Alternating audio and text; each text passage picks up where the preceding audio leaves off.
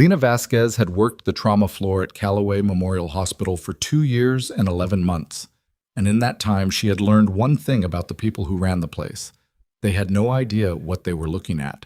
She knew this not because she was bitter, though she had earned the right to be, but because she had watched it happen over and over, the way a mechanic watches someone pump the brakes on a car with no fluid. You see the mistake coming. You say something, and then you watch them do it anyway. It was a Tuesday in late October when everything finally cracked open.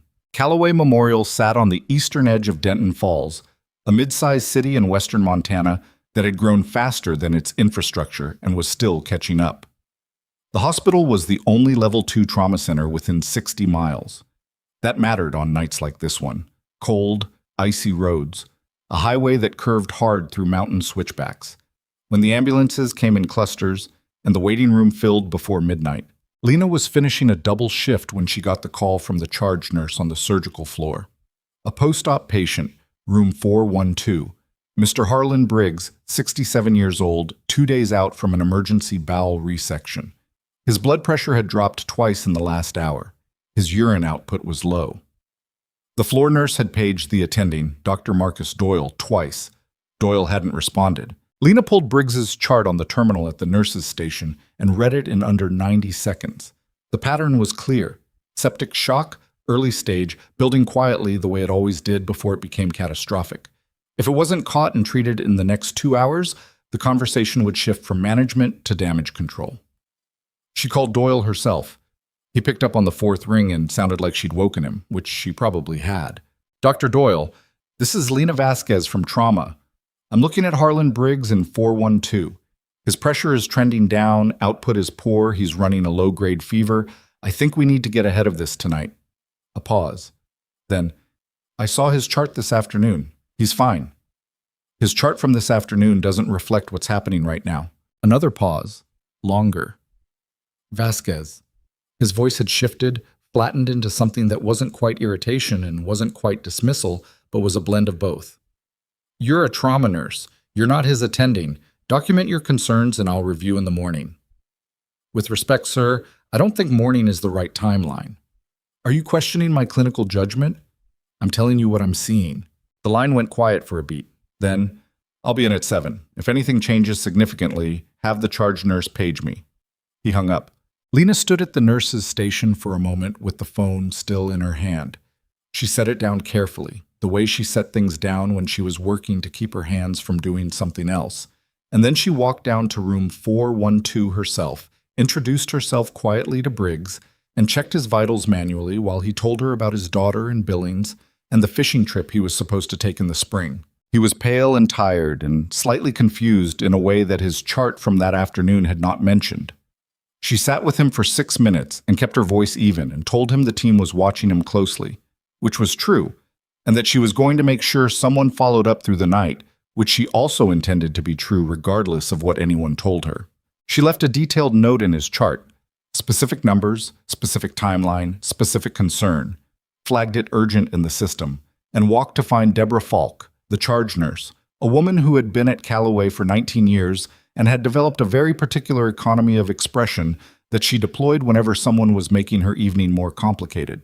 I need the on-call resident looped in on Briggs in 412, Lena said. He's trending towards septic, and the attending isn't responding. Falk looked at her with the expression, Dr. Doyle is his attending. Dr. Doyle has been paged twice and told me he'll review in the morning. Then that's the attending's decision. Deborah, his pressure dropped twice in an hour. I'll pass it along, Falk said, and turned back to her screen in a way that closed the conversation.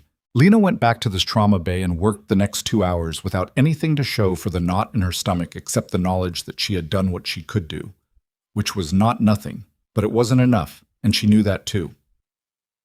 At 11:40 p.m., the overhead paged a rapid response team to the 4th floor, room 412. She heard it from the break room, where she'd been sitting with a cup of coffee she hadn't touched. She closed her eyes for a moment. Then she threw the coffee out and went back to work. The rapid response team reached Briggs in time, not with room to spare. In time, the narrow kind, the kind that requires someone to have been watching when they could have looked away. He was transferred to the ICU with early-stage septic shock, started on broad-spectrum antibiotics, and stabilized by morning. By Thursday, Dr. Marcus Doyle had written an internal memo describing the incident as a routine post-operative complication managed appropriately by the overnight team. He did not mention Lena's phone call. He did not mention the 2 unanswered floor pages. He did not mention that the floor nurse had flagged concern 3 hours before the rapid response was called. The memo went into the incident record, and the incident record went into a file. And the file went wherever those files went at Callaway Memorial, which was generally nowhere that mattered. On Friday at 2 in the afternoon, Lena sat across a desk from Richard Holt, the hospital's chief of clinical operations. Holt was 53, trim, with the kind of smooth confidence that came from having operated inside institutions for long enough that the institution and the man had become difficult to separate. He had a framed photo on his desk of himself shaking hands with the Montana governor at a hospital fundraiser. He had a way of talking about values that sounded like a policy manual someone had asked him to summarize. Sitting next to him was Patricia Greer from Human Resources, who had a legal pad and a pen and the expression of someone who had learned to be very neutral about a very wide range of things. "Ms. Vasquez," Holt said, "we appreciate you coming in. This is an informal conversation about some concerns that have been raised." "What concerns?" "Several members of the clinical team have noted that your communication style can be perceived as confrontational, that you have a pattern of overstepping your defined role in ways that create friction. I called an attending about a deteriorating patient, after which," Holt said carefully, "the attending made a clinical decision and you continued to escalate. The patient went into septic shock, which was managed appropriately. After a 3-hour delay, Holt's expression didn't change, but something behind it did. The clinical outcome is not what we're here to discuss." "Then what are we here to discuss?" Greer made a small note on her legal pad. "We're here," Holt said, "to talk about the kind of professional environment we want at Callaway. We have a collaborative culture here. That means working within the structure of the team, respecting the chain of clinical authority, and not creating anxiety for patients or staff by operating outside your defined scope." Lena looked at him. She had sat across tables from men like Holt before, in different rooms, different contexts, men who understood process very well and used their understanding of it the way some people used a door, not to let things through, but to keep things out. "Which staff members raised concerns?" she asked. "That's confidential." "Was one of them Dr. Doyle?" "That's confidential." "If I hadn't flagged Harlan Briggs," she said, "he would have been in full septic shock before the overnight shift noticed. He might have died. I'd like to know which part of that process you'd like me to change." The room was very quiet. Holt folded his hands on the desk. "Ms. Vasquez, you've been here less than 3 years. I've been managing clinical operations at this hospital for 12. I have some perspective on how these situations develop and how they should be handled. I'd like you to think carefully about the kind of professional you want to be here going forward. I want to be the kind that keeps patients alive. I think," Holt said, "that some time away would be good for you. Beginning Monday, you'll be on administrative leave, paid leave, full salary, for 1 week while we review the matter internally. Consider it a chance to step back and reflect." She looked at him for a long moment. "You're suspending me for calling in a patient who went into septic shock. We're giving you time to reflect on your communication patterns and how they affect the team." She stood. She picked up her bag. She looked at both of them once more, Holt in his chair and Greer with her legal pad, and she said nothing else because there was nothing she could say in this room that would change anything about this room. And she had learned a long time ago to recognize the difference between situations that could be argued and situations that had already been decided. She walked out. The automatic doors at the main entrance opened ahead of her, and the cold October air hit her face, and she stood on the sidewalk outside Callaway Memorial for a moment with her hands in her pockets and the mountain range visible at the edge of the city's light, dark and enormous and completely indifferent. And she thought, okay, that was all. Just, okay. The way you say it when something has happened and you can't undo it and you have to find the next thing to do. She walked to her car.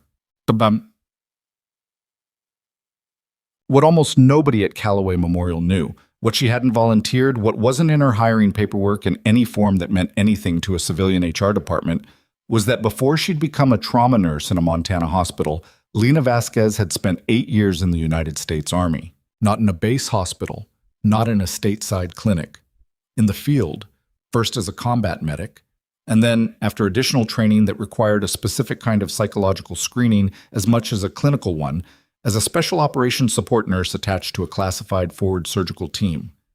The kind of team that didn't appear in official unit rosters. The kind that operated in places the Army officially wasn't. She had worked in temperatures that cracked equipment. She had worked in vehicles moving at 40 miles an hour with the back hatch open and a man bleeding out on the floor. She had made calls by flashlight with her hands covered in blood and a radio in her ear telling her the perimeter was compromised, calls that no protocol manual fully covered because the protocol manual had never been written for those conditions. And she had been right more times than she had been wrong, which was the only statistic that mattered. Her commendations were in a file that required clearance to open. Her record listed her specialty as field medicine and her service locations as classified, and left the rest to whoever was asking to figure out for themselves. She had left not because she wanted to. She had left because her left knee had been rebuilt twice after a vehicle rollover in an operation she still couldn't describe in specific terms, and the third surgery had established clearly that the knee would do what she asked of it in a hospital, but it would not do what she needed of it in the field. The Army had thanked her and processed her out with full honors, and she had spent 8 months in a military rehabilitation facility learning to walk without compensating. And then she had enrolled in a civilian nursing bridge program and found Callaway Memorial in Denton Falls because it was a level 2 trauma center, understaffed and undersupported, and 60 miles from the nearest backup, which meant it was a place that actually needed what she could do. She had not mentioned any of this in her interviews, not because she was hiding it, but because she had found that when she mentioned it, it tended to become the whole conversation, and the conversation she wanted to have was about her clinical competencies and her ability to function under pressure, which the military background was evidence of, not a substitute for. Let the work speak. That had always been her preference. The work had spoken at Callaway. She had watched it be ignored. She drove home through the first real snow of the season and made dinner and read for 2 hours and went to bed at 10 with the particular kind of tiredness that comes not from physical exhaustion, but from spending significant effort on something that turned out not to matter. The call came at 2:17 a.m. It was Tomas Reyes, a second-year ER resident she had worked alongside enough times to have an accurate read on him. Smart, cautious, not prone to drama. When his voice came through the phone, it was fast and low and slightly compressed, the way voices get when someone is either moving or scared or both. Lena, I know you're on leave. I know this is probably the wrong call to make, but there's something happening here and I don't have anyone else I trust with it. She sat up. Tell me. There's a patient in the ICU, admitted 4 days ago, transferred from a federal medical facility. The paperwork it's strange. Sections redacted. Different ID format than anything I've seen here. They put him in the corner room, the isolation suite at the far end, the one with the separate access corridor. And there are 2 men in the hallway who are not hospital staff. Federal agents? I think so. They haven't shown credentials to anyone below the administrative level. Holt signed off on the admission personally, and there's a note in the unit file that says no clinical staff are to have contact with the patient without clearance from administration. What's his condition? Stable, as of an hour ago. But that's the part that's bothering me. The attending is Pauline Cho. She's good, she's careful, and she came to me tonight and said the file she's been given is incomplete. She doesn't have his full surgical history. He was transferred post-op, and she doesn't know exactly what procedure was done or by whom. She's managing him with gaps. Lena was already on her feet, moving to the window out of an old habit she'd never fully dropped. Checking the street below, the parked cars, the pools of light under the street lamps. Everything quiet, snow on the ground, still and unmarked. Why me? She said. A short pause. Because you notice things. And because when you have a bad feeling about something, you're usually right, and I have a bad feeling about something. She thought for a moment. Not long. I'll come in. You're suspended, Lena. My badge is active until HR processes the leave paperwork. That takes 5 business days. Tonight is Friday. That's technically. I'll use the east entrance. She was already looking for her jacket. Don't tell anyone I'm coming. Be careful, he said, and she could hear that he meant it specifically, not just as a phrase. Always, she said, which was not entirely true, but was the right thing to say. En date. Gil Prescott worked the overnight security desk at the east entrance of Callaway Memorial, and he had been doing it for 6 years, and in that time he had developed a finely calibrated sense of which things were his business and which things were not. He gave Lena a nod as she came through the door at 2:44 a.m. that communicated clearly and without any words at all that he had not seen her arrive. She took the service corridor to the elevator, bypassed the main nursing stations on 3, and came up to the ICU through the supply access hallway on 4. The ICU had 12 beds arranged in a modified horseshoe with a central nursing station and direct sight lines to most of the rooms. The corner room, what the staff called the fishbowl because of the large observation window on its exterior wall, sat at the far end, separated from the main unit by a short secondary corridor and a second set of doors. 2 men stood outside those doors. Dark jackets, no visible ID, both standing in a way that was not quite relaxed. The way you stand when you've been trained to look casual but haven't completely forgotten what you're supposed to be watching for. One of them tracked her the moment she appeared at the far end of the unit, a single glance that went from face to hands to walking pattern, and then returned to neutral. She kept her pace even and went to the nursing station where Tomas was standing near the chart rack with a printout in his hand that he was not actually reading.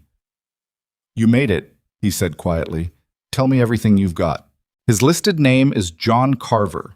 The intake documents show a transfer from a federal detention medical facility. They give a city in Virginia but no specific hospital name. Admitted here with blunt force trauma and internal injuries, surgical repair already completed prior to transfer. He's 3 days post-op. Tomas kept his voice low and even. Cho did her assessment this afternoon. She says his pressure has been irregular, and she doesn't know if it's from whatever he was taking before. There are medication gaps in the file too, or if it's something developing. She wants additional imaging. The agents told her any movement of the patient required their authorization. They told a physician she needed their authorization to do imaging on her own patient. And Holt backed them up. Lena looked toward the fishbowl corridor. The second agent had shifted position slightly, angling himself so he could see both the main unit entrance and the nursing station simultaneously. Practiced. Deliberate. What's his pressure right now? As of 30 minutes ago, 94/60. She kept her expression neutral. That was a number that required attention, not alarm. But it was on the wrong side of a line, and on the wrong side of a line for a post-operative patient with an incomplete chart was where things started moving faster than you wanted them to. "All right," she said, "I need to check the supply inventory in the equipment room at the end of this hall. That's what I'm doing here if anyone asks." Tomas looked at her. "There's nothing wrong with the supply inventory." "There might be," she said. "I should check." She picked up a supply checklist from the rack at the nursing station. There was always one. Every unit had them. It was standard. And walked toward the equipment room at the end of the hall. 6 steps from the fishbowl corridor. She did not look at the agents. She stood with her back to them and the supply checklist in her hands, and she listened. The corridor was quiet enough that she could hear the ventilator cycling in one of the rooms. She could hear the low murmur of one of the agents talking but couldn't make out the words. Then he shifted, turned slightly, and his voice came just clear enough. "Retrieval team is wheels down at 0600. We just hold until then." The other one quieter. "And if he destabilizes before that?" A pause. "Then we deal with it." She put the checklist back on the hook and walked away from the corridor at the same pace she'd arrived. Back at the nursing station, she stood close to Tomas and kept her voice at a register that wouldn't carry past the 2 of them. "They're moving him at 6 a.m. That gives us about 3 hours. What's Cho's status right now?" "Off the floor. She finished her rounds at midnight." "Get her paged. Right now. Have her come up and do a formal reassessment on Carver and document her findings. Every number. Her clinical concerns about the incomplete history, the imaging she wants, all of it." Tomas hesitated. "If I page Cho, she's going to want to go in that room, and the agents are going to push back, and then Holt gets called." "Yes. Which means which means Holt will have to go on record explaining why he's allowing 2 federal agents to override a physician's clinical assessment of a deteriorating patient. That's a different problem than the one he thinks he has. She looked at Tomas steadily. Page Cho. He held her gaze for a moment, then picked up the phone. While he made the call, Lena walked to the window at the far end of the unit. The window faced the parking structure across the service road, 4 levels of concrete and amber light, mostly empty at this hour. She looked at it with the automatic attention to terrain that had never fully left her, the background process that was always running, noting exits and angles and what was in place and what wasn't. 2 vehicles on level 2 that hadn't been there when she came in. Dark-colored, parked at an angle that covered the stairwell exit rather than using the parking spaces normally. Not hospital staff, not visitors at 3 a.m., parked wrong for people who had legitimate business here. She was still looking at them when she heard it from below.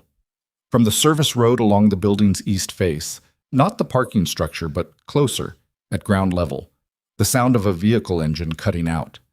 Then another one. A pause. Then the particular creak and settle of a heavy door being opened slowly, the way you open a door when you don't want to make noise. Not a hospital door. She turned from the window and went back to Tomas fast, hand on his arm, cutting off whatever he was saying into the phone. How many security staff on right now? He blinked. 2 on patrol, 1 at the east desk. Call all 3 in. Tell them there's a situation developing on the east service road, unidentified vehicles, possible unauthorized access, and they need eyes on it right now. Lena, I can't just... Tomas. She said his name with the particular weight she used when she needed someone to stop processing and start moving. Right now, pick up the phone and do it. He read her face. He picked up the phone. She turned toward the fishbowl corridor. Both agents were on their phones now, neither of them speaking, listening, earpieces in, and the expression on the nearer one had gone from watchful to something tighter. He'd heard something. His people were telling him something. The same something she had heard from the window. She was still 10 meters from the corridor when the lights in the east wing shuddered once, a brownout flicker that lasted half a second, and then the explosion hit. Not massive. Shaped. A breaching charge, she knew the sound the way she knew the sound of her own name, designed to take out a specific structural point without collapsing the building. It took the east stairwell door off its frame and sent a compression wave through the corridor that knocked 2 ceiling tiles loose and sent a rolling medication cart spinning sideways into the wall. The emergency systems engaged simultaneously: fire suppression sensors, security breach alarm, and the mass casualty protocol. And for 3 seconds, the entire east wing of the 4th floor was a wall of overlapping sound, while the overhead lighting cut to the red amber of backup power. Tomas had gone down behind the nursing station. He came back up with a cut above his eyebrow, and his hand pressed to it, and his eyes moving rapidly over the unit. Down the corridor, the near agent had his weapon drawn. The far agent was on his radio. Both of them were moving toward the compromised stairwell and away from the fishbowl room, which was the correct tactical decision for what they thought was a containment problem and the wrong decision for what this actually was. Because what this actually was, Lena had understood 3 seconds before the explosion. When she'd seen the vehicles on level 2 parked to cover the stairwell exit, they hadn't come through the stairwell. The stairwell breach was a distraction. The real point of entry was somewhere else. She didn't have time to calculate where. She moved to the medication cart, badged through the emergency lockout with her still active credentials, pulled the crash supply kit from the lower shelf, and went for the fishbowl room's secondary entrance, the one through the internal service corridor that connected to the supply alcove, the one that wasn't visible from the main hall, the one she had been mentally noting since she arrived because she had a habit of noting secondary entrances. She badged through and pushed the door open quietly. The room was lit only by monitor glow, green and amber, and the man in the bed was awake.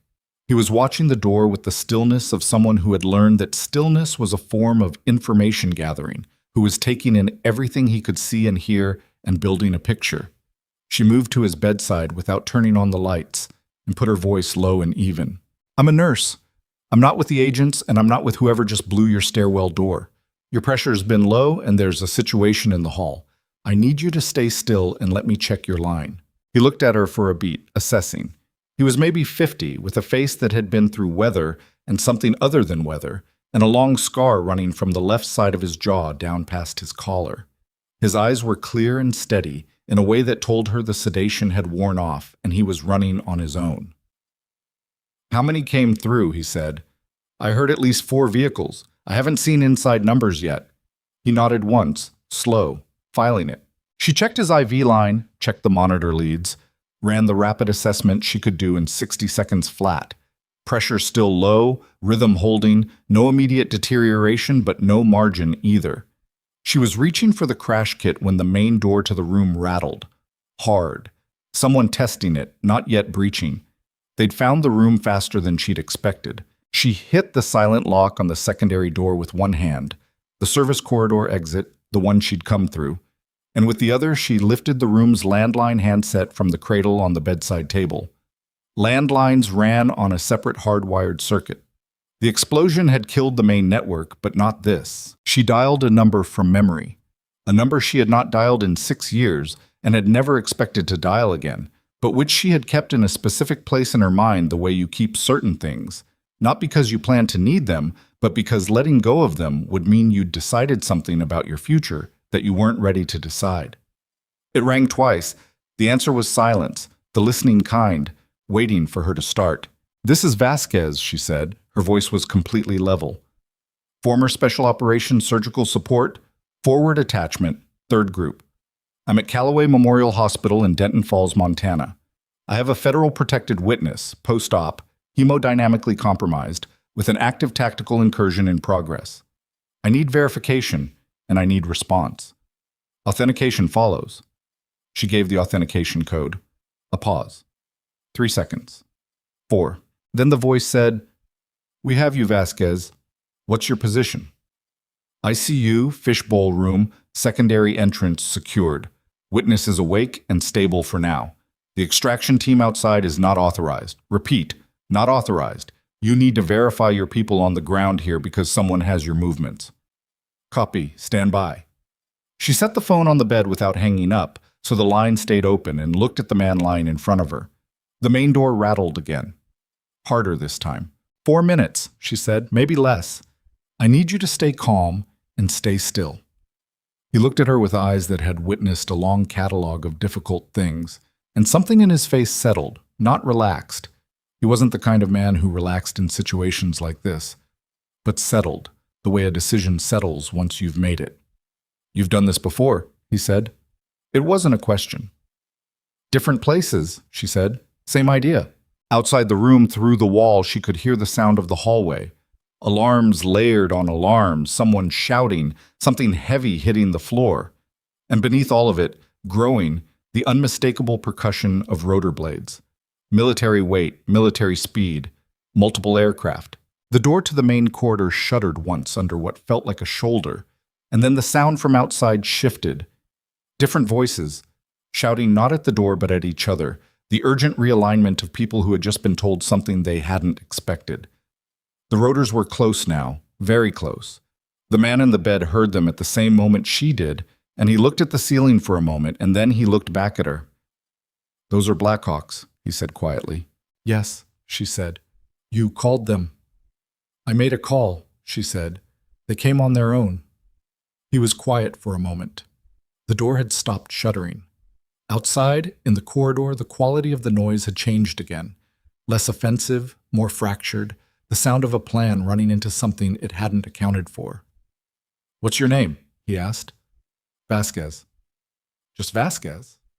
"For now," she said. She kept one hand on his IV line and one ear on the corridor and one eye on the monitor, and she waited for what was coming through that door.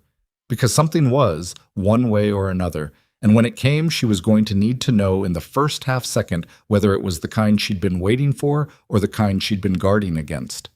The rotors were directly overhead. The building shook with it. Then the radio on the open landline crackled, and the voice she'd spoken to said 4 words.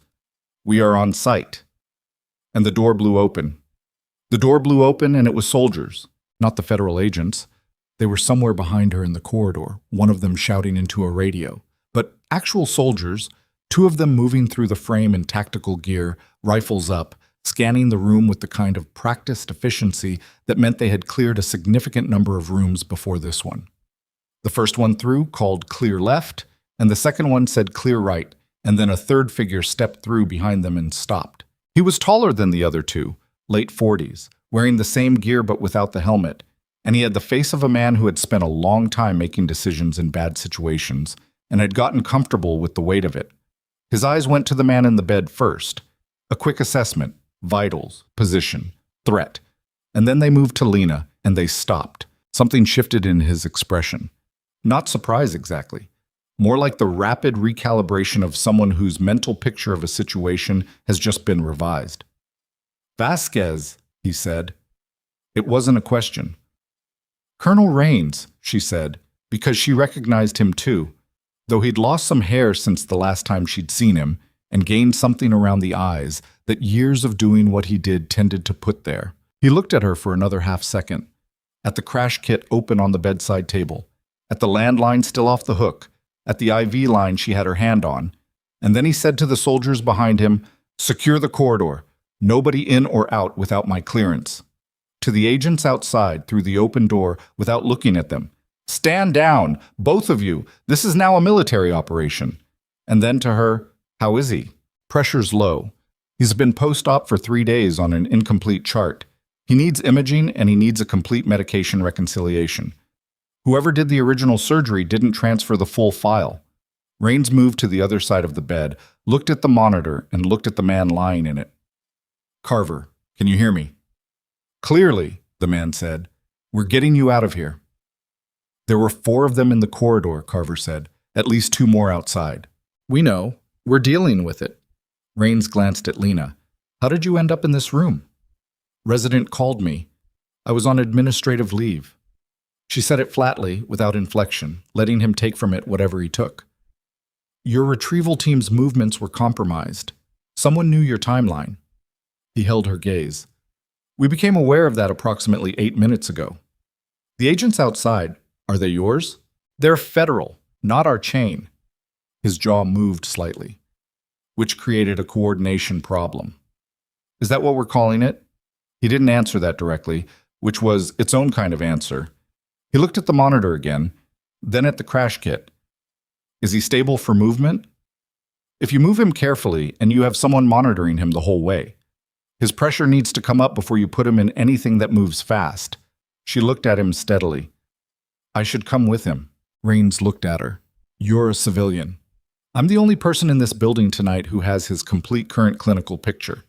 Your field medic is going to get a 3-day post-op transfer patient with gaps in his chart and a pressure of 94/60. Do you want me to explain why that's a problem?" A beat. Then, "No." "Then I should come with him." He looked at her for a moment longer than was comfortable, the kind of look that was actually an assessment, running through variables, calculating risk. Then, "Fine, you're with us." He turned to the door and started talking into his radio. What happened in the next 20 minutes was not clean or smooth or the way things looked in the version of events someone would write later in a formal report. It was loud and logistically ugly and involved 3 separate arguments. One between Rains and the senior federal agent in the corridor, one between Rains and someone on his radio about extraction route timing, and one between Lena and a soldier who tried to take over monitoring Carver's IV line and didn't know what he was looking at. And it involved Tomas Reyes appearing in the doorway with his eyebrows still bleeding and a look on his face that was trying very hard to be professional about the fact that there were armed soldiers in his ICU. "The other patients," Lena said to him the moment she saw him. "Beds 3, 7, 9. Who moved them?" "We got 3 and 7 to the west wing before it went loud. 9 is still in his room. The charge nurse is with him." "Is Cho here?" "She's in the unit. She came up when I paged her, and then—" He gestured vaguely at the corridor, which was a reasonable shorthand for everything went sideways before I could explain the situation. "Find her. Tell her she needs to know that Carver is being extracted by military personnel and that his primary clinical concern is hemodynamic instability, 3 days post-op from abdominal surgery, incomplete surgical history. She should document her assessment tonight regardless of what the federal agents told her earlier." Tomas was writing on his hand, which was something she'd seen him do before when he didn't have paper. "Is she going to be able to get that into an official record given the—" He gestured at the corridor again. That's her call, but she should have it in writing somewhere. He nodded. He started to leave, then stopped. Lena, are you okay? She looked at him. He had a cut above his eye and dried blood on his collar, and he had done exactly what she'd asked him to do tonight without fully understanding why, which had required a specific kind of trust. I'm fine, she said. Thank you, Tomas. You did well tonight. He looked like he wanted to say something else, then decided against it and went to find Cho. They moved Carver at 3:51 a.m. through the service corridor, down the freight elevator, and out through the loading dock on the building's north face, which Rains' team had established as a secondary exit after the East Service Road was compromised. The stretcher was military spec, lighter and faster than the hospital version, and two of Rains' soldiers handled it with the practiced coordination of people who had moved injured people through difficult spaces before. Lena walked beside the stretcher with the portable monitor in her left hand and the crash kit over her right shoulder, checking Carver's pressure every 3 minutes on a manual cuff because she didn't trust the portable unit's readings on a moving platform. The cold outside hit at -6, the kind of cold that made you breathe differently, and she heard Carver make a short sound when they went through the loading dock doors into the open air. Talk to me, she said. Cold, he said. That's good. Means you're fully conscious. She checked his pressure. 91/58. Lower. I need you to focus on breathing steadily. In through the nose, count to 4, out through the mouth. I know how to breathe. Then do it correctly. He was quiet for a moment. Then, how long have you known Rains? Long enough. Is he good? She thought about that for a second. The question underneath the question. Yes. He's honest and he's competent, and when he makes a call, he owns it. That's about as good as it gets. Carver absorbed this. The loading dock opened onto a service road, and the road led to a cleared area beyond the maintenance yard where two Blackhawks sat with their rotors turning at ground idle, the downwash flattening the snow in a circle around each aircraft. The noise was significant. The cold was worse out here in the open. They loaded Carver into the second aircraft. Lena climbed in after him and the door shut and the rotors wound up, and then the ground was dropping away below them, and Denton Falls was a collection of lights. In a dark valley between mountains and Callaway Memorial was a rectangle of amber and red emergency lighting with two military vehicles in the parking structure and a black SUV stopped diagonally across the East Service Road. She kept her eyes on the monitor and her fingers on Carver's wrist, and she breathed. The forward operating location was 40 minutes by air, which meant it was somewhere in the mountains north of Denton Falls, and that was all she could determine without landmarks in the dark. It was a compound she'd never seen, small, hardened, the kind of installation that had no official presence on any civilian map. They landed on a pad with perimeter lighting, and she followed the stretcher into a structure that had a proper medical bay. Small, maybe 4 beds, but properly equipped, better than she'd expected. A doctor was waiting. Young, military, the kind of focus that people got when they'd been woken up at 3 a.m. and had to be immediately operational. His name tag said Weller. She gave him the handoff while they were still moving the stretcher. All of it. The vitals timeline, the medication gaps, her assessment of the hemodynamic picture, the imaging she believed was necessary, the specific elements of Carver's presentation that were unclear and why they were unclear. She talked for 90 seconds without stopping, and Weller listened without interrupting, which told her he was actually processing it rather than waiting for his turn to speak. Agreed on the imaging, he said when she finished. We'll get ultrasound in the next 10 minutes. How confident are you in the pressure trend? Confident enough that I'm standing here at 4 in the morning instead of at home. He almost smiled. Fair. He looked at the monitor, at Carver, then back at her. You staying? She looked at Rains, who was standing near the door talking quietly into a headset, his back half turned. I don't know yet, she said. We could use you, Weller said. It wasn't flattery. He said it the way you said a clinical fact. I'll let you know, she said. She stepped back and let him work, and she found a wall to lean against, and she stood there for a moment and let the adrenaline begin its slow withdrawal, which always felt worse than the event itself. The way the body's accounting came due after the fact. Her hands were steady. She noticed this, and then deliberately stopped thinking about it. That's it. Rains found her 20 minutes later when Weller had Carver stable and the ultrasound was showing something that required attention but not emergency surgery, which was the best version of the news they could have gotten. Rains brought 2 cups of coffee and handed her one without asking, which was either considerate or presumptuous depending on how you felt about the situation. She took it. He leaned against the wall beside her, and they both looked at the medical bay through the window for a moment without saying anything. "You want to tell me why you were on administrative leave?" he said. "I flagged a patient the attending wasn't responding to. Patient went septic. They suspended me for creating friction." Rains drank his coffee. "That's a generous interpretation of what they did." "I'm trying to be fair." "How long were you at Callaway?" "Almost 3 years." He was quiet for a moment. "I've been trying to track you down for 18 months, he said. She looked at him. "Why?" "Because we have a problem, and you're someone who understands the specific shape of it."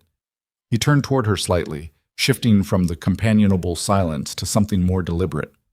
"Carver is a witness. You probably figured that out." "I figured he wasn't a recreational hospital visitor, yes. He was embedded in a logistics network, military contracts, procurement, money moving through channels it shouldn't have been moving through. He came forward 8 months ago. We've been keeping him protected since then." Rains paused. "The people who want him are not external actors. They're inside." She looked at him for a moment. "Inside the federal system. Inside several federal systems, which is why the coordination with the agents at Callaway was a problem. We don't know exactly who has access to what. The breach tonight..." He stopped. "We think it came from the coordination chain, someone with access to the extraction timeline." "So the agents outside the room?" "We don't know. Maybe one of them, maybe someone they reported to." He rubbed the side of his face. "It's a narrow list, but it's not a list we've narrowed yet." Lena looked at her coffee. It was bad coffee, the kind that got made in bulk and sat on a burner, and it was the best thing she'd tasted in several hours. "What does this have to do with me?" she said.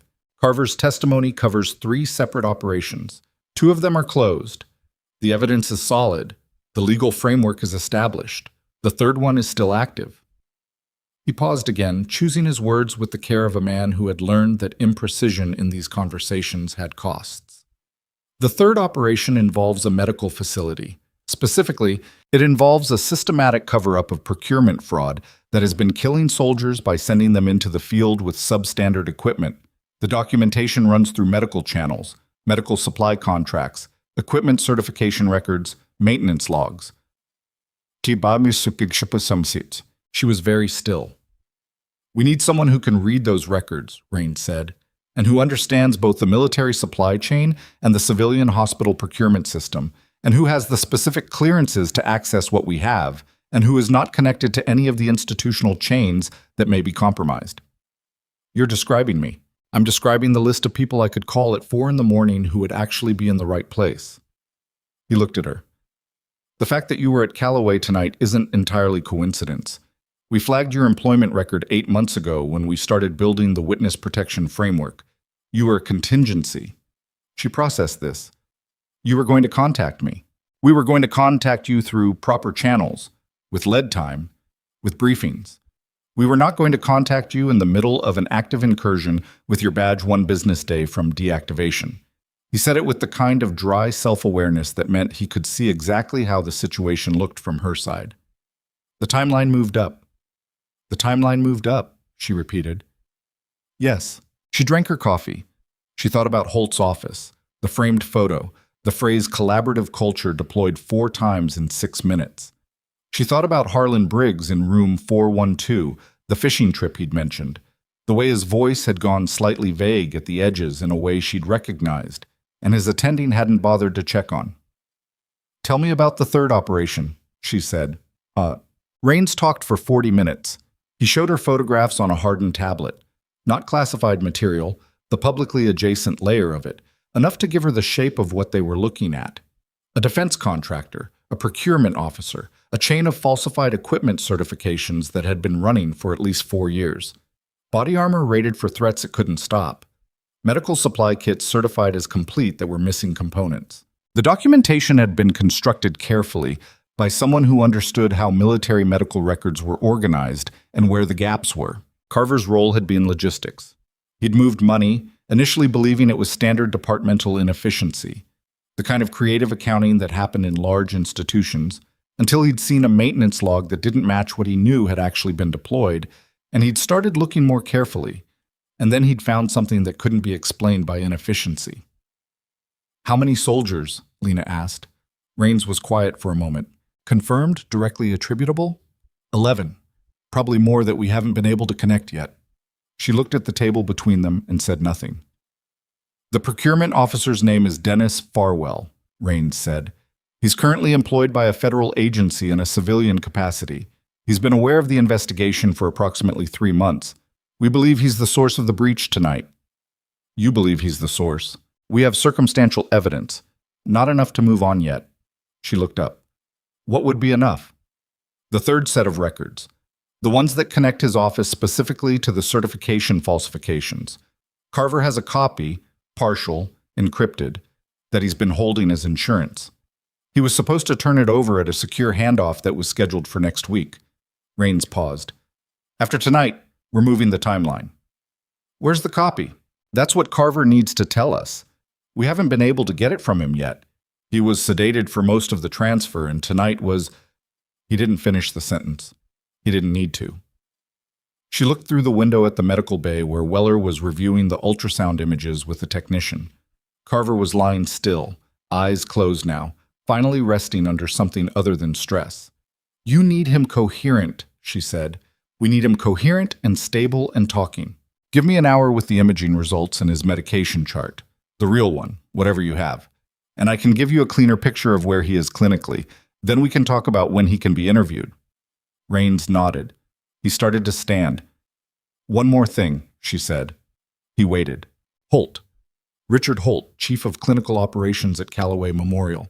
He signed off on the federal agent's control of Carver's care. He blocked the attending from doing imaging. I want to know if his name appears anywhere in what you're looking at." Rains looked at her. "Why?" "Because the breach tonight came from someone who knew Carver was at Callaway and knew your extraction timeline. The agents at Callaway knew both those things. Holt knew one of them. He knew Carver was there. Whether he knew more than that is a question worth asking." Rains was very still for a moment. Then he picked up his tablet and made a note. "I'll run it." "Tonight," she said. He looked at her with an expression that was somewhere between exasperated and something that might have been respect. The kind of respect that is slightly reluctant because it's admitting something you hadn't expected to have to admit. "Tonight," he said. Lena worked through the rest of the early morning in the compound's medical bay alongside Weller, who turned out to be thorough and careful and willing to defer on things he genuinely wasn't certain about, which was the most useful combination of qualities a collaborating physician could have. They got the ultrasound reviewed, identified a small area of concern near the surgical repair site that bore watching but didn't require immediate intervention, established a clearer medication picture from Carver's partial chart combined with what they could assess from his current blood work, and brought his pressure up to a more acceptable number through careful fluid management. By 6:15 a.m., Carver was awake and stable, and his pressure was holding at 102/66. Not ideal. Good enough. He was awake when she came to check on him just before 7, and he looked better than he had in the fishbowl room. Still worn, still carrying the weight of whatever the last several months had been, but clearer, more present. "You're still here," he said. "Someone has to watch your IV. The young doctor seems capable." "He is. I'm watching anyway." She checked the line, checked the monitor. "How's the pain?" "Manageable." He watched her work. "You were Army?" "Yes." "Special operations?" "Medical support. Forward surgical." He was quiet for a moment. "I worked with a 3rd Group attachment in 2014. Different theater, different operation, but the same kind of people." He looked at the ceiling briefly. "Same kind of purpose."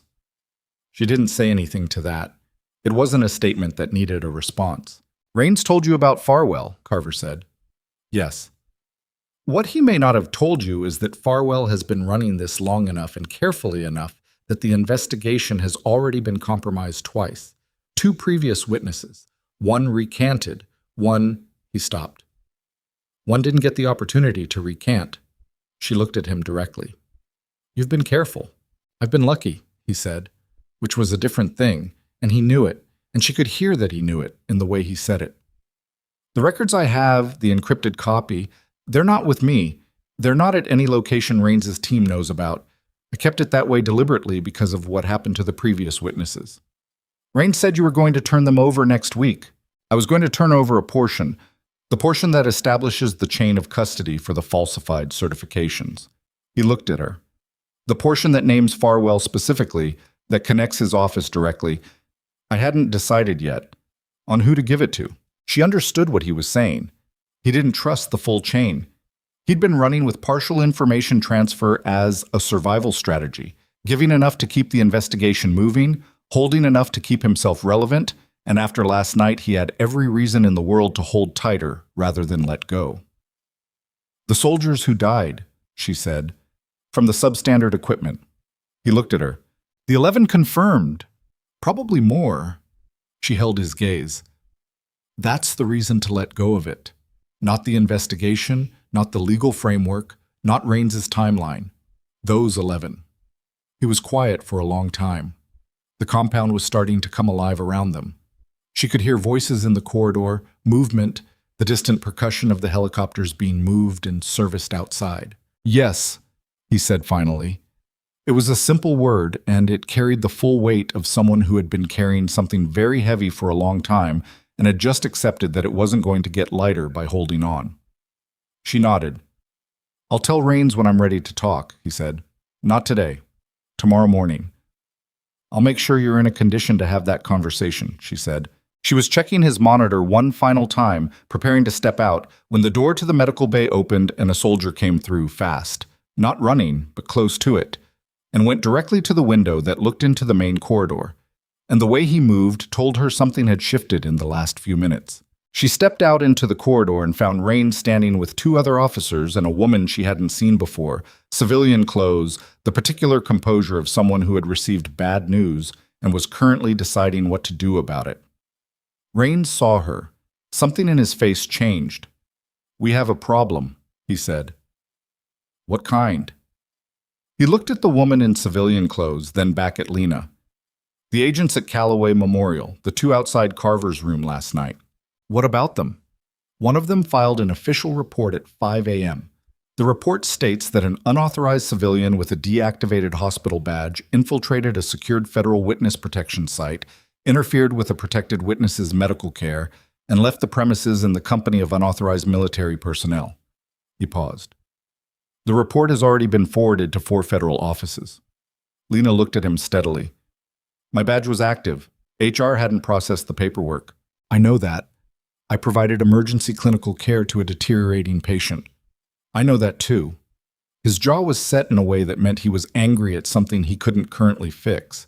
The report also includes a recommendation for criminal referral.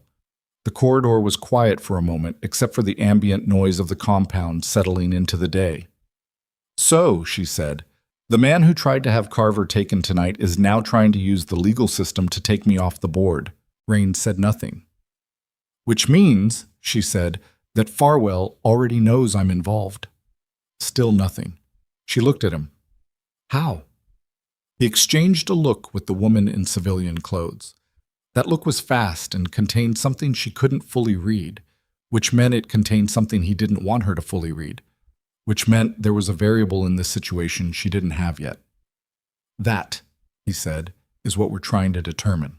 She stood in the corridor of a classified compound at 7 in the morning with no badge, no hospital, a suspended nursing license, and a federal referral being drafted somewhere in a building she'd never see, and she looked at the door to the medical bay where Carver was lying in a bed with his pressure finally holding, and she thought, okay. Then she thought, Holt. You ran his name, she said. You ran Holt's name last night. Rains's expression answered her before he spoke. Tell me, she said, and the look on his face told her that what he was about to say was going to make everything that had happened in the last 12 hours feel, in retrospect, like a relatively simple problem. Richard Holt's name had appeared in the procurement records 14 months ago, not prominently, not in a way that would have flagged immediately to anyone running a standard search. It was a secondary notation in a contract amendment, a single line authorizing a change in medical supply vendor for Callaway Memorial's surgical wing, signed off by Holt in his capacity as Chief of Clinical Operations, routed through a procurement office in Denver that had since been restructured. The vendor on the receiving end of that contract amendment was a subsidiary of the same parent company that Dennis Farwell had been steering military equipment contracts toward for 4 years. The connection was thin. Raines said that plainly, because he was the kind of man who didn't pad thin evidence to make it sound more solid than it was.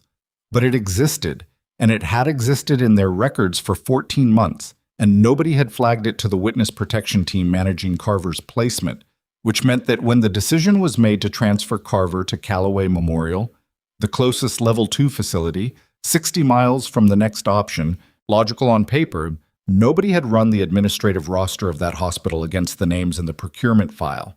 Who made the placement decision? Lena asked. Federal Coordination Team, the agents. The same agents who filed the report this morning. Yes. She stood in the corridor and looked at the wall for a moment. Not because there was anything on the wall, but because she needed somewhere to put her eyes while she thought through what she was being told. The woman in civilian clothes. Raines had introduced her as Diane Mercer, and from the way he introduced her, Lena understood she was from an oversight or investigative function, not a command one, was watching her with the particular attentiveness of someone who was evaluating rather than simply listening. So either the agents made an error, Lena said, or the placement wasn't an error. That's the question.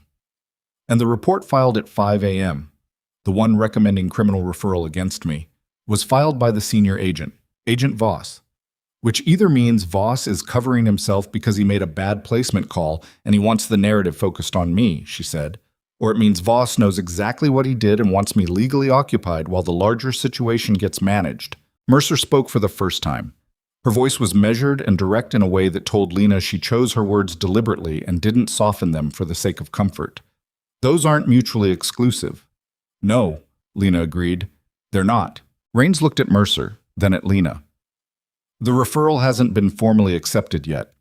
There's a window, probably 36 hours, maybe less, before it enters the system in a way that creates legal constraints on your movement and your ability to participate in anything connected to this investigation. So I have 36 hours.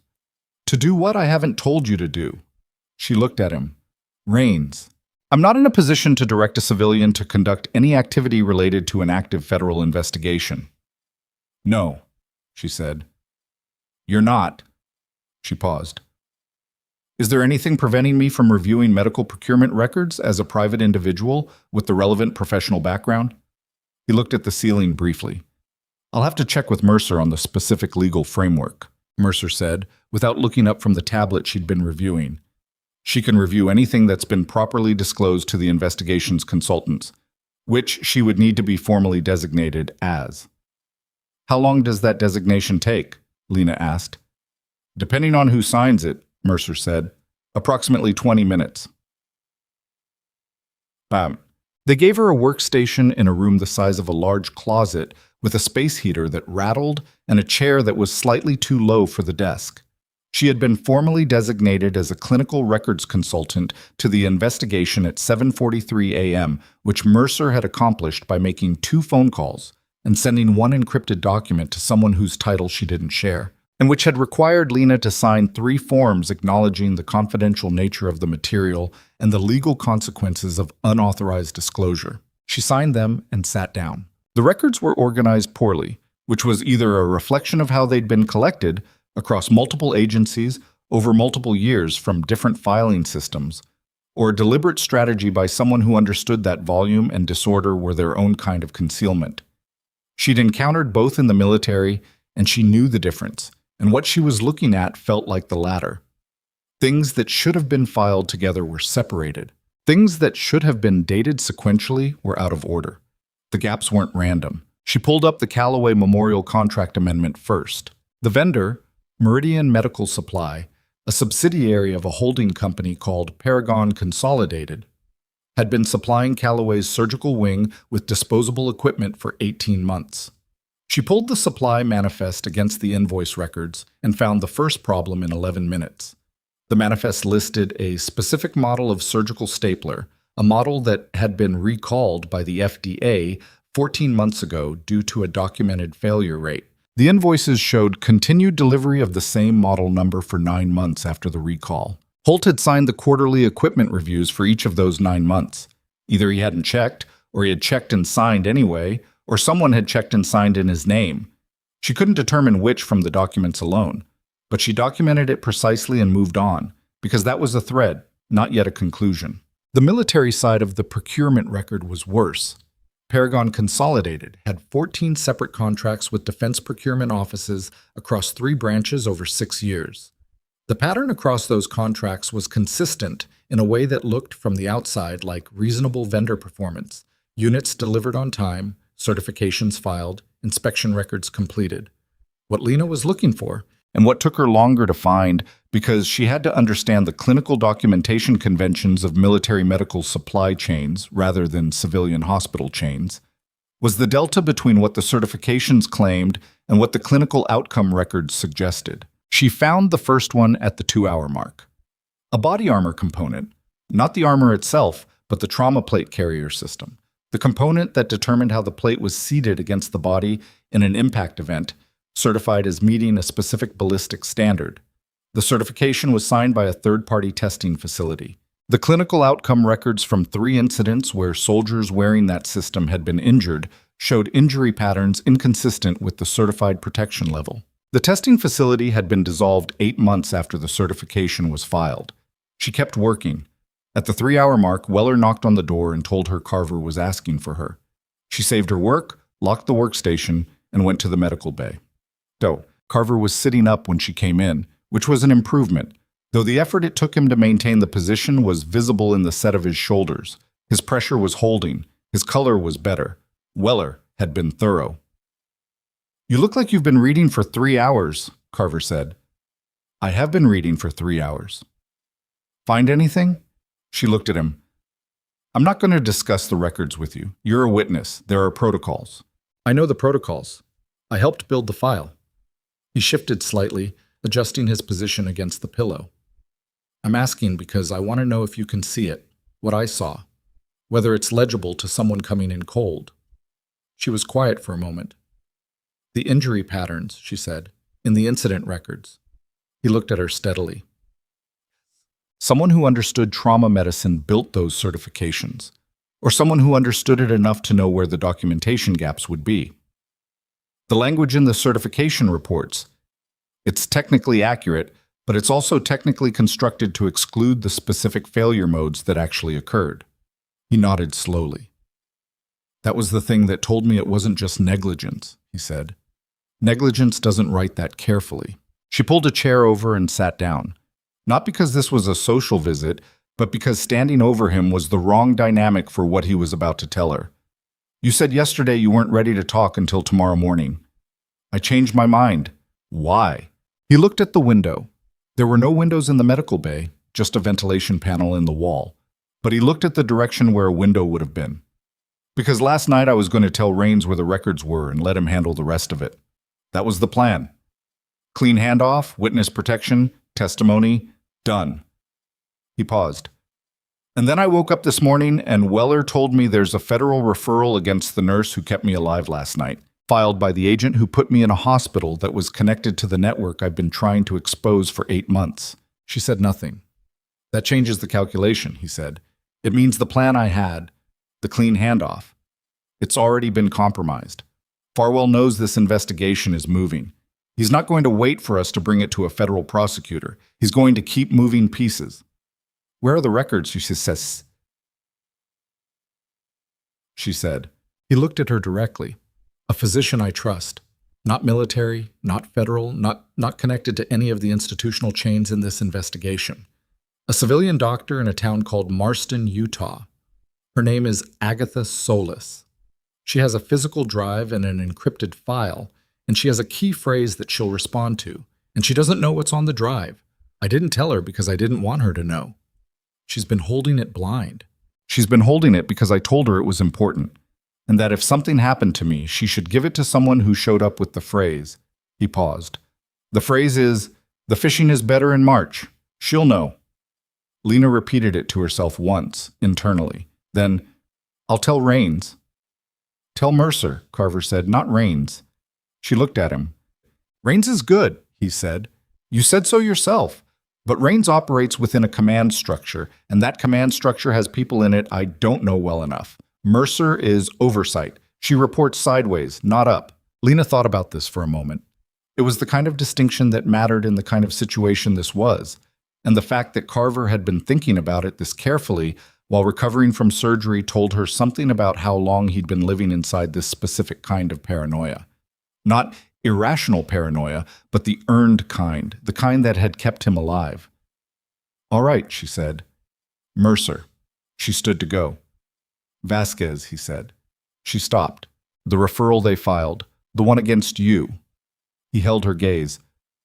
Don't let it sit. The longer it sits uncontested, the more it shapes the record. I know. Do you have a lawyer? Not at the moment. Get one, he said. Today, before the 36 hours is up. She nodded and left the room, and she was already thinking about who to call when she came around the corner of the corridor and nearly walked into Rains, who was moving fast and had the expression of a man whose morning had just gotten significantly more complicated. We have a problem, he said, which was the second time in 12 hours he had said those words to her, and each time they had meant something different and worse. What now? Voss, he said. Agent Voss. He's gone. But Gone meant not at Callaway Memorial, not at the federal field office in Missoula where he was supposed to report at 0800, not answering his phone, not accessible through any of the channels his office had tried in the last 2 hours. His vehicle had been found at a long-term parking structure at Missoula International Airport at 6:15 a.m., which was 45 minutes after he'd filed the criminal referral report. The second agent, a younger man named Pratt, who had been the one with his weapon drawn in the ICU corridor, had been interviewed by Mercer at 8 a.m. and was currently in a secured room in the compound, cooperative but visibly shaken, providing a timeline of the operation that conflicted with Voss's account in several specific and significant ways. Rains told her all of this in 90 seconds as they walked toward the operations room, which was the largest space in the compound, a converted storage bay with folding tables, monitors, and enough communication equipment to suggest that whatever this installation was used for, it was used for things that required significant coordination. Mercer was there, along with 3 people Lena hadn't seen before, 2 in uniform and 1 in the kind of civilian clothes that suggested federal employment of a specific type. The room had the particular quality of a space where everyone present understood they were running behind and nobody was going to say so directly. The airport, Lena said. Long-term parking. He wasn't catching a flight. He was leaving his vehicle. Rains looked at her. Why does that distinction matter? Because you leave your vehicle at long-term parking if you want it found, but not immediately. A short-term lot gets checked faster. Long-term gives you hours before anyone looks at it specifically. She looked at Mercer.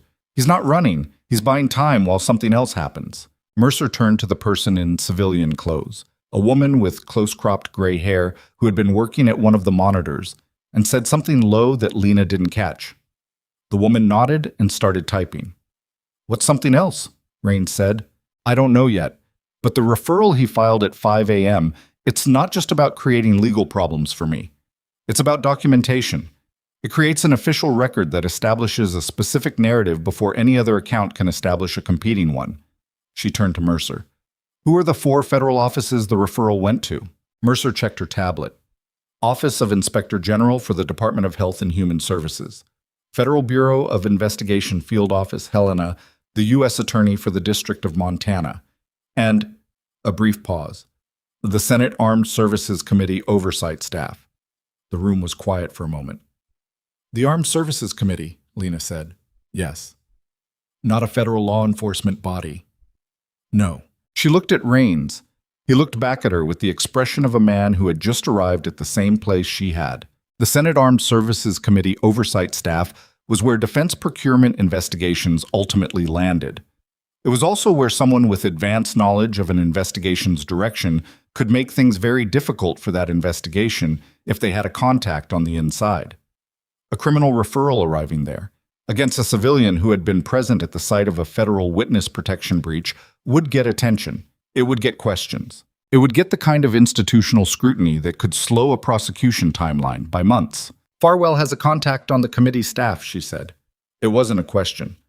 We've suspected it, Mercer said carefully. We don't have confirmation. Voss sent the referral there because Farwell told him to. That's the payment. Voss creates legal noise around me and around this investigation. The committee contact slows the oversight process, and Farwell buys enough time to move whatever he needs to move. She looked at Mercer. The records. Carver's encrypted copy. If Farwell knows this investigation is close, and after last night, he knows, he's not waiting for a prosecution. He's looking for the records. He doesn't know where they are, Raines said. He knows Carver is alive. He knows Carver has been talking to us. He has, she made herself say the next part carefully, access to whatever Voss observed and reported about last night, including the fact that I spoke privately with Carver this morning. Mercer looked up from her tablet. He wouldn't know what was discussed. No, but he'd know the conversation happened, and he'd know that if Carver is going to tell anyone where the records are, the window is closing. She looked at the room. He's going to move on Solis. The name landed in the room and changed the quality of the silence. Who is Solis? Raines said. She looked at him for a moment.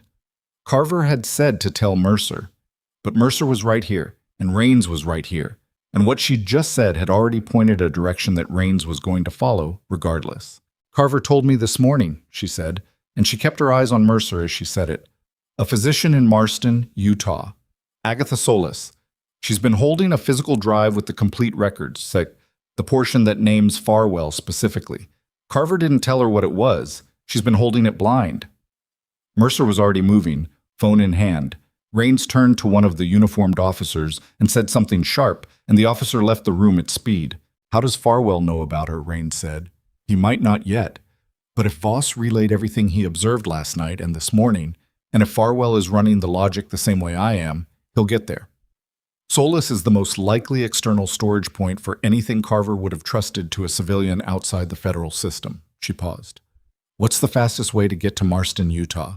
It's a 4-hour drive from Salt Lake. Closest airfield to the town is... He stopped. You're not going to Marston. Someone needs to. I'm sending a team. A team that Solis has no reason to open her door for, carrying credentials from a military unit she's never heard of, asking for a drive she was given by a man she trusts. Lena kept her voice flat and factual. She's a physician. She's careful. And Carver gave me the phrase. Not your team. Raines stared at her. He gave it to me specifically, she said. I think he was thinking ahead. They argued about it for 8 minutes. Not a loud argument. Nobody in the room raised their voice, which made it feel in some ways more serious than if they had, but a real one, with Raines laying out every operational and legal reason why a civilian consultant with a pending federal referral should not be on a military aircraft heading toward a witness-adjacent contact, and Lena laying out every practical and clinical reason why sending anyone else was the less effective option, and Mercer listening to both of them without intervening until they had finished. Then Mercer said, She goes. With 2 of your people. She's the contact point. Your people handle everything else. Raines looked at Mercer.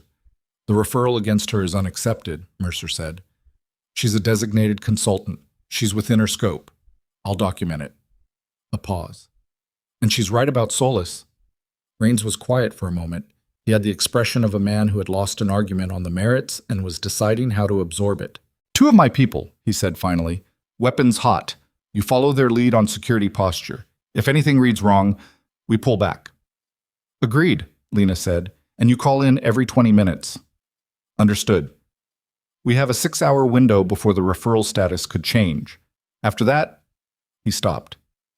After that, it gets complicated. 6 hours is enough, she said, and she wasn't entirely certain it was true, but it was the thing that needed to be said. She was in the air 40 minutes later in a smaller aircraft this time. A utility helicopter, not military Blackhawks, less conspicuous for a flight into a civilian area, with 2 soldiers who had introduced themselves as Torres and Mac, and who had the compact, self-contained manner of people who were very good at being invisible, in contexts where being invisible was the point. The flight was 2 hours and 40 minutes. She spent the first hour reviewing the procurement records on a hardened tablet Mercer had loaded before departure. looking specifically for anything that connected Farwell's network to the medical supply chain that ran through institutions like Callaway Memorial. Because that thread mattered, not just for the investigation, but for a question she hadn't stopped thinking about since Raines had first shown her Holt's name in the records. She found it at the 90-minute mark. Meridian Medical Supply, the vendor Holt had approved for Callaway's surgical wing, had a sister contract with 3 other regional hospitals in Montana, Idaho, and Wyoming. The contract terms were identical to the military supply contracts in one specific and significant way. They included a certification clause that allowed the vendor to self-report equipment compliance rather than submitting to independent third-party inspection. Self-reported compliance. On medical equipment in a civilian hospital, the same structure that had produced falsified certifications in the military supply chain had been replicated in the civilian chain. Different scale, different context, but the same architecture. Which meant the 11 confirmed military deaths were not the only human costs being tallied somewhere in these records. She sat with that for a while. Torres, who was sitting across from her, watched her face without appearing to watch it. The specific skill of someone trained to read environments rather than people, which in practice meant he read both. And after a while he said quietly, "You all right?" "Yes," she said. He nodded and looked away. The aircraft began its descent. Marston, Utah was the kind of town that had exactly what it needed and not much else. A main street, a gas station, a diner, a post office, and a small clinic on the eastern edge of town that served the surrounding rural area. Dr. Agatha Solis's name was on the clinic sign in block letters, alongside 2 other physicians. Torres had the driver, one of Raines's ground team who had positioned in Marston 2 hours ahead of them, take a single pass by the clinic before they stopped. Nothing visible out of place. 2 cars in the small lot, clinic hours posted, a light on inside. They went in through the front door like patients. The waiting room had 4 chairs, a coat rack, and a reception desk behind sliding glass. A woman in her 30s looked up from the desk. "We don't have an appointment," Lena said, "but I need to speak with Dr. Solis. Tell her it's about the fishing." The woman looked at her. "I'm sorry?" "Tell her it's about the fishing. She'll understand." A pause. The woman picked up the phone on her desk and said something low into it. Then she looked up. "She'll be out in a few minutes. If you want to take a seat." They sat. Torres positioned himself near the door without appearing to position himself. Mac had stayed with the vehicle. 4 minutes. Then a door opened beside the reception desk, and a woman came out who was maybe 60, sturdy, with close-cut silver hair and reading glasses pushed up on her forehead, and the hands of someone who had been doing physical work for a long time. She looked at Lena and then at Torres and then at Lena again, and her expression did not give much away. "You said fishing," she said. "The fishing is better in March," Lena said. Something in Solis's face changed. Not dramatically, but the way a person's face changes when they've been carrying something for a while and someone has just told them they can set it down. "Come to my office," she said. The office was small and cluttered in the productive way of someone who used every surface. Solis closed the door, went to a cabinet behind her desk, and unlocked it with a key from the chain on her belt. She removed a fireproof document envelope, the kind with a zipper seal, and set it on the desk. "He told me to give this to whoever came with that phrase," she said. "He didn't tell me when, or who, or what's on it." "I know," Lena said. "You've done the right thing by holding it." Solis looked at her steadily. "Is he alive?" "Yes, he's in medical care right now. He's going to be okay." The woman absorbed this. She pushed the envelope across the desk without another word. Lena reached for it. The clinic's front windows blew in. Not an explosion, a vehicle. A vehicle coming through the parking lot at speed, stopping short of the building but close enough that the vibration rattled the window frames and sent a framed certificate off the wall. Torres was already at the office door, weapon out, hand up signaling Lena to stay down. His radio crackled. Mac's voice. "2 vehicles, 4 individuals. They're on foot, moving toward the entrance." Torres said into the radio, "Hold position. Don't engage unless—" "They have a federal marshal's ID," Mac's voice said. "Voss is with them." The office was very still for a second. Voss, who had been missing since 6 a.m., who had left his vehicle at an airport, who had not been running, who had been driving to Utah. Torres turned to Lena. His face said everything without saying anything. She looked at the envelope on the desk. She looked at Solis, who had gone pale but was not moving, was standing very still with her hands at her sides in the way that people stood when they were genuinely frightened but had decided not to show it. "Is there a back exit?" Lena said. "Through the supply room," Solis said. "Leads to the alley behind the building." Torres was already moving. Lena grabbed the envelope and looked at Solis one more time. "Lock your office door after we leave," she said. "Don't open it for anyone without a warrant you can physically read. Call the county sheriff, not federal county, and tell them you have unauthorized individuals attempting to enter your medical facility." Solis nodded once, quick and firm. They went through the supply room. Torres hit the back door and Lena followed him into the alley. The cold Utah air sharp and bright and wrong, in the way that everything outside felt wrong when you'd just been inside a building with people trying to come through the front. Mac came around the corner of the building at a run. "Vehicles blocked," he said. "They cut us off in the lot." "Alternate route? On foot? 3 blocks east, there's a municipal parking lot." He was already moving. "We go now." They went. Lena ran with the envelope under her arm and her other hand free and Torres on her left and Mac a step ahead, and she ran the way she had learned to run in places where running mattered, not fast for the sake of speed, but efficient, sustainable, the pace that covered ground without costing more than she had. Behind them she heard shouting, then a vehicle engine. She didn't look back. She ran 2 blocks, 3 blocks. The municipal lot appeared, and Mac had his phone out, and 30 seconds later a civilian truck pulled in. Raines's ground team repositioned, and they were inside and moving before the doors had fully closed. She sat in the back seat with the envelope on her lap, and her breathing elevated and her hands steady, and she looked at what she was holding, this ordinary-looking thing that 11 people had died for without knowing it existed. "Call Raines," she said to Torres. He was already dialing. She looked out the rear window. The street behind them was empty. "For now." Then Torres lowered the phone slowly from his ear, and the expression on his face made her stomach drop in the specific way it dropped when something had gone wrong in a direction she hadn't calculated for. "What?" she said. He turned to look at her, and she could see him deciding how to say it. "Raines is offline," he said. "The compound went dark 20 minutes ago." The compound going dark meant one of 3 things: a communications failure, a deliberate blackout for operational security, or something had happened to the people inside it. Torres worked the phone for 90 seconds, cycling through backup frequencies and alternate contact numbers, while the truck moved through Marston's modest grid of streets toward the highway. Mac was driving, watching the mirrors more than the road ahead, which was the correct priority given what had just come through the front of Solis's parking lot.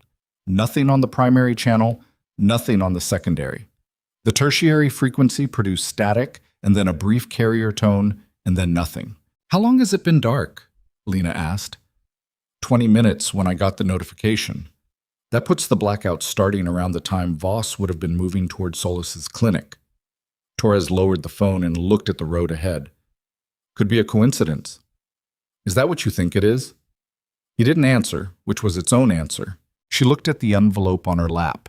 The zipper seal was intact. Whatever was on the drive inside had survived the last 20 minutes, which was more than she could say for the clarity of the situation surrounding it. She thought about Carver in the medical bay, Weller monitoring his pressure, Raines in the operations room.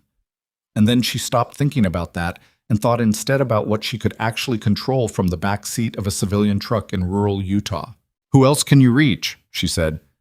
"Outside the compound's communication chain." Torres thought for a moment. "There's a liaison officer at the Regional Coordination Center in Salt Lake. She's not part of this operation, but she has the clearance level to receive a status check." "Call her." He dialed. 3 rings, 4, then a voice. A woman, businesslike, slightly surprised at the caller ID. Torres identified himself and asked for a status on the compound, gave the installation's identifier code, and waited. Lena watched his face while he listened. What she saw there was not relief. "Copy," he said. "Yes." "Understood." He ended the call. "Tell me." The compound had an unscheduled security protocol activation at 0847. Full communications lockdown, internal and external. "It's a protective measure. triggered either manually by the commanding officer or automatically if the installation's perimeter sensors detect a specific threat level. Rains triggered it. Or someone triggered it for him. She held on to that distinction for a moment. Carver is in there. Yes. Weller is in there. Yes. She looked at the highway opening up ahead as Mac turned onto it, the Utah landscape flattening and widening around them, mountains to the west catching the mid-morning sun in a way that would have been beautiful under any other circumstances. The communications lockdown, she said. How long can it run? Standard protocol is 4 hours. After that, it either lifts automatically or requires a command override to extend. So we have, she checked the time, approximately 3 hours and 15 minutes before we know whether the compound comes back online on its own or whether something is actively holding it down. That's right. She thought. The drive, she said. Mercer needs to know we have it. Mercer is oversight. She reports sideways. She's not in the compound's communication chain. Torres nodded slowly. I have a number for her. Direct line. Not routed through the installation. Call it. He called it. It rang 7 times and went to a voicemail that identified itself as a federal coordination office and asked the caller to leave a message and a callback number. Torres left both. Then they drove in silence for a while, the 3 of them in a truck on a Utah highway, with a drive containing evidence of 11 deaths and the compound that held the one man who could contextualize it cut off from the outside world, and the agent who was supposed to be in federal custody somewhere doing whatever he was doing. And Lena sitting at the back with the envelope and the specific feeling of a situation that had been moving fast, suddenly requiring her to make a decision without enough information. She made it. We go back, she said. Mac glanced at her in the mirror. Torres turned in his seat. The compound, she said. We go back. If the lockdown was triggered by a threat, Torres started, then Rains made the right call and the compound is secure and we show up with the drive and Mercer and Weller and Carver are all inside and the situation resolves. She looked at him steadily. And if it wasn't Rains who triggered it, then the people inside that installation need to know we're coming. We can't breach a lockdown military installation. I'm not suggesting we breach it. I'm suggesting we show up at the perimeter with federal investigation materials and make it impossible for whoever is managing that lockdown to pretend the outside world doesn't exist. She held his gaze. Voss came to Marston because he knew where Solis was. That means Farwell's information was good enough to track Carver's contingency plan. If Farwell's network is that good, the compound isn't safe just because it's locked down. It's isolated. Torres looked at Mac. Mac said, without taking his eyes off the road, She's not wrong. Torres picked up his phone again and started making calls. Okay. They drove north through the late morning with Torres working his phone in the passenger seat, trying to build a picture of what was happening at the compound through indirect channels. Other units, other liaisons, anyone in the network who might have received something from Rains before the blackout. Lena sat in the back and read the procurement records on the tablet, because there was nothing else productive she could do for the next 2 hours. And the records were the thing. They were still the central thing regardless of everything else. And she needed to understand them fully before she walked into whatever the compound had become. She found the committee connection at the 90-minute mark. It wasn't in the procurement records themselves. It was in a cross-reference that Mercer's team had compiled, a financial disclosure document from a Senate Armed Services Committee staff member, one Douglas Priel, showing a passive investment in a holding company. The holding company was 2 layers removed from Pentagon Consolidated, which was Meridian Medical Supply's parent, which was Farwell's primary civilian procurement channel. 2 layers of separation in a financial disclosure document was not evidence of wrongdoing by itself. It was exactly the kind of thing that could be explained as coincidence or inheritance or a fund manager's decision, but it was also exactly the kind of thing that, when combined with everything else in the file, stopped being coincidence and started being architecture. Priel had been on the Armed Services Committee oversight staff for 11 years.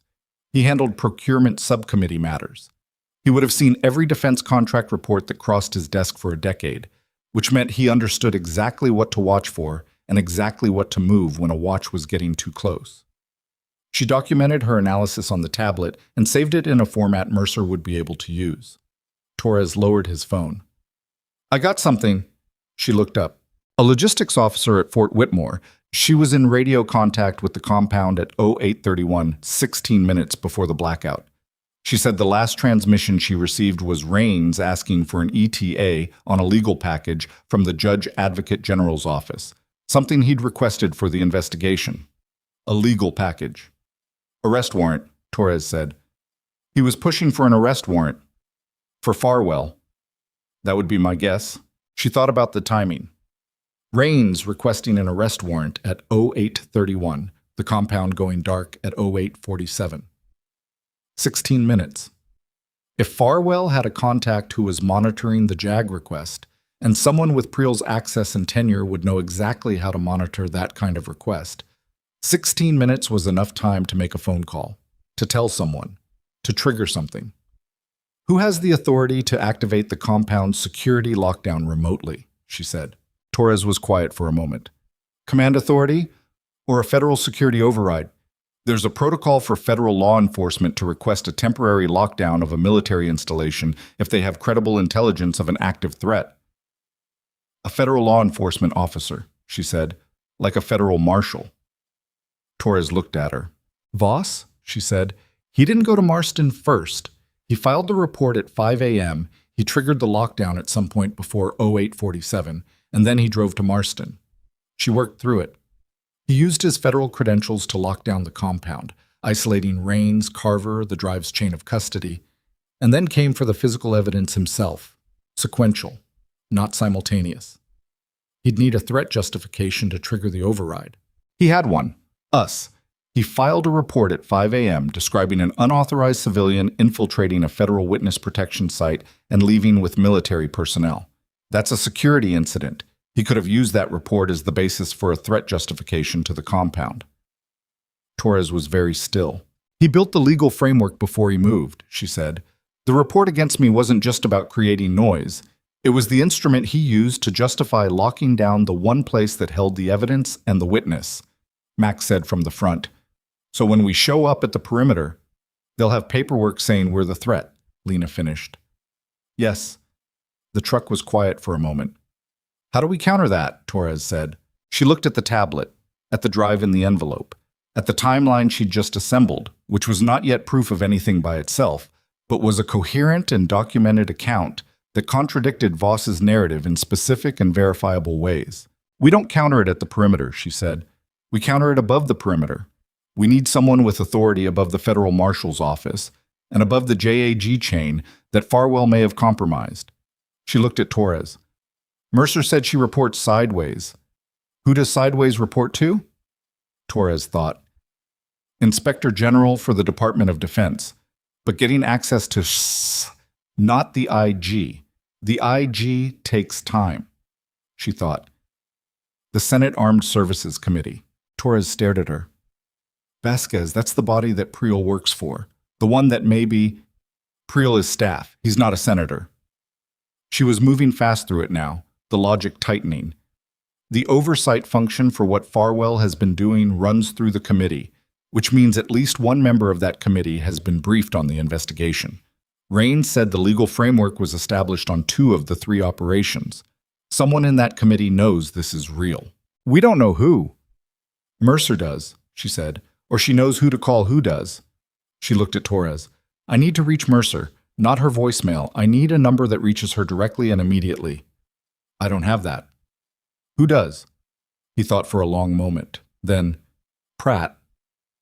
The second agent, the one who had been interviewed by Mercer that morning, the one who was in a secured room at the compound being cooperative and visibly shaken.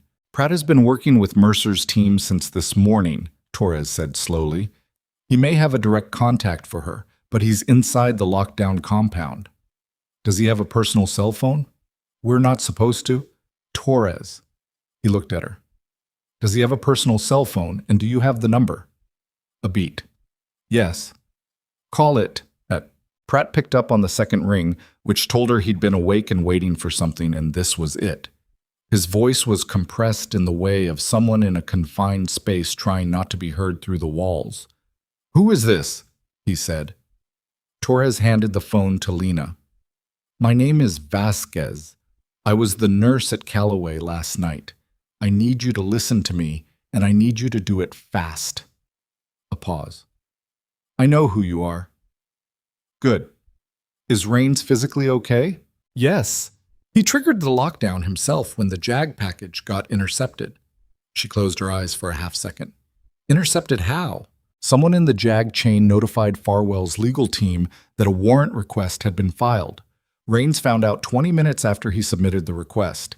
He locked down to prevent Farwell from moving evidence before we could get legal authority to act. Young. A pause. Lower. But the lockdown is also trapping us. Voss filed a federal security override request that's tangled with Rain's zone protocol. We can't lift it without resolving the conflict in the override request. And resolving that takes someone with authority above both chains. That's why I'm calling. I need Mercer's direct contact. Pratt gave her a number. Then he said, "The drive. Do you have it?" "Yes." "Then you need to move." "Farwell knows you have it." Voss communicated with him after Marston. Farwell's legal team is already preparing a motion to have the drive classified as improperly obtained evidence on the basis of your referral status. If they can get that motion in front of a sympathetic judge before Mercer can get it authenticated and into protective custody, they neutralize the evidence. They buy enough time to make it unusable in the original timeline. The prosecution has to start over. She thought about Carver, about the 11 soldiers, about the fishing trip Harlan Briggs had mentioned from his hospital bed. "How long?" she said. "The motion could be filed in the next 2 to 3 hours, maybe less if they're moving fast." "All right," she looked at the tablet. "Tell Rains we're coming. Tell Carver. Tell him we have it." "Copy," Pratt said. And then, Vasquez. What Voss put in that report. About you. It's not going to stick. She wasn't sure if he was telling her this because he believed it or because he thought she needed to hear it. Either way, she didn't have time to examine it. "I know," she said, and handed the phone back to Torres. She dialed Mercer's direct number. Mercer picked up on the first ring. "I have the drive," Lena said. "I have a documented timeline connecting Voss, Farwell, and the compound lockdown. I have a financial disclosure cross-reference tying Douglas Priel on the Armed Services Committee staff to Pentagon Consolidated's holding structure. And I have approximately 2 hours before Farwell's legal team files a motion to neutralize the drive's evidentiary value on the basis of my referral status." Silence for 3 seconds. Then, "Where are you?" "Highway north of Marston, 2 hours from the compound." "Don't go to the compound. There's a federal courthouse in Belden, 40 minutes west of your current position. I need you to get the drive to the duty judge in that building. I'm calling ahead. The referral against me is being formally contested as of 8 minutes ago. I filed the response myself when I got Torres's voicemail." A brief pause that contained something that might have been controlled anger. "Voss's report contains 4 materially false statements that I can document directly. It's not going to survive the morning." Lena breathed. "Priel. I'm aware of Priel. I've been aware for 6 weeks. I was waiting for the records to confirm the financial connection before moving." Another pause. "You found it. It's in the cross-reference, documented on the tablet. Send it to this number." Mercer gave her an encrypted transfer address. "Right now, while we're talking." Torres took the tablet and started the transfer. "Mercer," Lena said. "Farwell. Where is he right now?" "Washington, his office, as of an hour ago." "He's going to move." "I know." "Do you have enough to hold him?" The pause this time was longer. "The drive is the last piece. If what Carver assembled is what I believe it is, yes, but I need it authenticated by the duty judge and logged into protective custody before Farwell's legal team can file their motion." "Then we're going to Belden," Lena said. What? They made Belden in 38 minutes, Mac pushing the truck through terrain that didn't invite speed and doing it anyway. The federal courthouse was a 2-story building on the town's main street, unremarkable in the way federal buildings in small towns tended to be unremarkable, as if the architecture was designed to suggest that federal authority was ordinary, nothing to look at, just part of the landscape. The duty judge was a woman named Hargrove, 60s, who had clearly been called in ahead of their arrival and who looked at Lena and Torres with the expression of someone who had seen a great many things come through her courtroom on short notice and was reserving judgment on where this one landed. Lena set the envelope on the judge's desk. She laid the tablet beside it with the transfer confirmation showing. She stated, clearly and without elaboration, who she was, what she was carrying, what it contained, and why it needed to be in protective custody immediately. She said it in the same flat, factual voice she used to hand off critical patients. Here's the patient, here's the condition, here's what needs to happen. Hargrove listened without interrupting. Then she looked at Torres, and he confirmed his identity and unit and the chain of custody from the moment the drive had left Solis's office. The contesting referral, Hargrove said. You said it was filed this morning. By Diane Mercer, Federal Oversight, approximately 90 minutes ago. She's expecting a call from your office. Hargrove looked at the envelope for a moment. Then she picked up her phone and made 2 calls, both short, both the kind of calls that moved things rather than asked about them. When she set the phone down, she looked at Lena. The drive enters protective custody as of now, she said. Authentication will begin within the hour. A pause. You understand what this means for the referral against you. If the drive is authenticated and the investigation moves forward on its merits, Lena said, the referral falls apart. It does, Hargrove said. If. It will, Lena said. Not because she was certain, but because she had read those records for 6 hours and she understood what was in them. And what was in them was not ambiguous. 11 names with injury patterns that didn't match certified equipment, a financial chain that didn't break where it was supposed to break, a documentation structure built by someone who knew exactly where the auditors would look and exactly how to make sure they saw something other than what was there. That didn't fall apart under scrutiny. It became more solid under scrutiny. The way things became more solid when scrutiny confirmed what the evidence said rather than what the narrative said. Hargrove handed her a receipt for the drive. An official document, dated, time-stamped, bearing the court's seal. Lena folded it and put it in her jacket pocket. Torres reached Raines at 1:14 p.m. The compound's lockdown had been partially lifted 20 minutes earlier when Mercer had gotten the federal security override request flagged for review on the basis of Voss's materially false report. Raines's own protocol had then been suspended by mutual agreement pending resolution of the override conflict, which was a bureaucratic way of saying that 2 competing sets of paperwork had been temporarily set aside so that the people inside the building could start making phone calls again. Raines sounded tired on the phone, and something else. Not angry, but the kind of tightly controlled that covered anger the way a pressure bandage covered a wound that wasn't done bleeding. The drive is in protective custody, Torres told him. A pause. Vasquez did that. Yes, sir. Is she? Torres looked at her. She nodded. She's fine, Torres said. Tell her. Raines started, then stopped. Tell her Carver wants to talk to her. Torres handed over the phone. Carver's voice was slower than it had been that morning, the sedation from Weller's adjustment of his medications making the edges slightly soft, but he was coherent and he was himself. You got it, he said. It's authenticated and logged. Judge Hargrove, Belden Federal Courthouse. A long breath. Hargrove is good. She's thorough. She seemed it. The motion Farwell's team was preparing can't supersede a protective custody order from a federal judge, she said. Not in the next 2 hours. Maybe not at all, depending on how fast Mercer moves on the financial connection. He was quiet for a moment. You found the financial connection. Priel, 2 layers from Pentagon in a disclosure document. I didn't have that. His voice had a quality she hadn't heard in it before. Not gratitude exactly, but something adjacent. The recognition of a gap being filled by someone he hadn't planned for. I didn't have Priel specifically. It was in the cross-reference file, the one Mercer's team compiled. Then Mercer had it, and hadn't moved yet. She said she was waiting for the financial confirmation, which you just gave her. Yes. He was quiet again.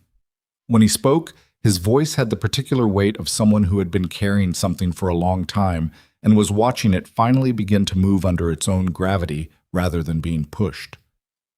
The 11 soldiers. There were 2 women in that number.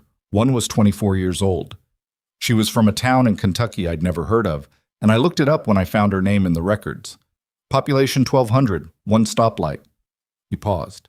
I don't know why I looked it up. I just needed to know where she was from. She didn't say anything. Some things didn't benefit from a response. Thank you, he said. Vasquez. Don't thank me yet, she said. We still need Farwell in a room with people who have the authority to hold him there. Mercer's moving on that. I know, but Farwell has been careful for 4 years. He's going to move too. What do you think he does? She thought about it, about the architecture of what he'd built. The self-certifying vendors, the falsified documentation, the committee contact, Voss as a field instrument, all of it constructed to have multiple layers between himself and the evidence. The drive compromised those layers. Priel compromised that layer. Voss had been his instrument, and Voss had failed and was now a liability. He cuts Voss loose, she said. Makes Voss the face of it. Files his own report claiming he was defrauded by a contractor he trusted, discovered the irregularities himself, was in the process of reporting them. He tries to become the whistleblower. A short silence. Can he make that work? If he moves fast enough and the documentation is thin enough, maybe. But the drive has his office's fingerprints on the certification structure. That's not something you can whistleblow your way out of. She paused. Unless someone coaches him on how. Priel. Or someone like Priel. Someone who understands how the documentation reads and where the gaps are and how to construct a narrative that uses the gaps. Then Mercer needs to move on Priel before Farwell reaches him. Yes, she said. She does. She handed the phone back to Torres, who confirmed a few final operational details with Raines and ended the call. Then the three of them sat in the parked truck outside the Belden Federal Courthouse in the afternoon light, and Lena looked at the receipt in her jacket pocket without taking it out, just resting her hand flat against the place where it was. Torres said, "What now?" "We wait for Mercer," she said, "and we stay where we are. We're on record as being here. Hargrove has us on record. If anything moves in the next 2 hours, it moves through us or around us, and I want to know which." He nodded. Mac bought coffee from a gas station across the street. Bad coffee, the second bad coffee of the day, which Lena drank without complaint. And they waited. The call from Mercer came 47 minutes later. "We have Farwell," Mercer said, and her voice had the controlled flatness of someone delivering information they'd been working toward for a long time and were not yet allowing themselves to feel. Federal agents executed the warrant at his Washington office at 2:08 p.m. He was taken into custody without incident. Lena absorbed this. Priel? Priel was contacted simultaneously by committee counsel and asked to preserve all records and communications pending review. He's cooperating. A pause. For now. Voss? Apprehended at a motel outside Cedar City, Utah 2 hours ago. He'd checked in under a different name. The name was close enough to his own that it probably would have worked for a day or two. Another pause, drier this time. He had a laptop with communication logs. We're reviewing them. Lena said nothing for a moment. The referral against you, Mercer said. I'm formally withdrawing the federal response document and submitting a counterfiling that establishes your actions last night and today as within scope of your consultant designation. It will take a few days to fully clear, but the legal posture is correct. A few days. Yes. I'm sorry it's not faster. She wasn't going to argue about a few days. A few days was not nothing. A few days was not 11 deaths and 4 years of careful falsification and a 24-year-old woman from a Kentucky town with one stoplight. A few days was manageable. The record's on the drive, she said. Will they hold? We'll know after authentication, but based on what I've seen of Carver's methodology and what you found in the cross-reference, I believe they will. Mercer paused. You did good work today, Vasquez. I read records, she said. You read records? Identified 3 material connections our team had missed, or not yet confirmed, got the primary evidence into protective custody, and documented a timeline that forms the basis of the charges against Voss. A brief pause. That's not nothing. No, she agreed. It's not.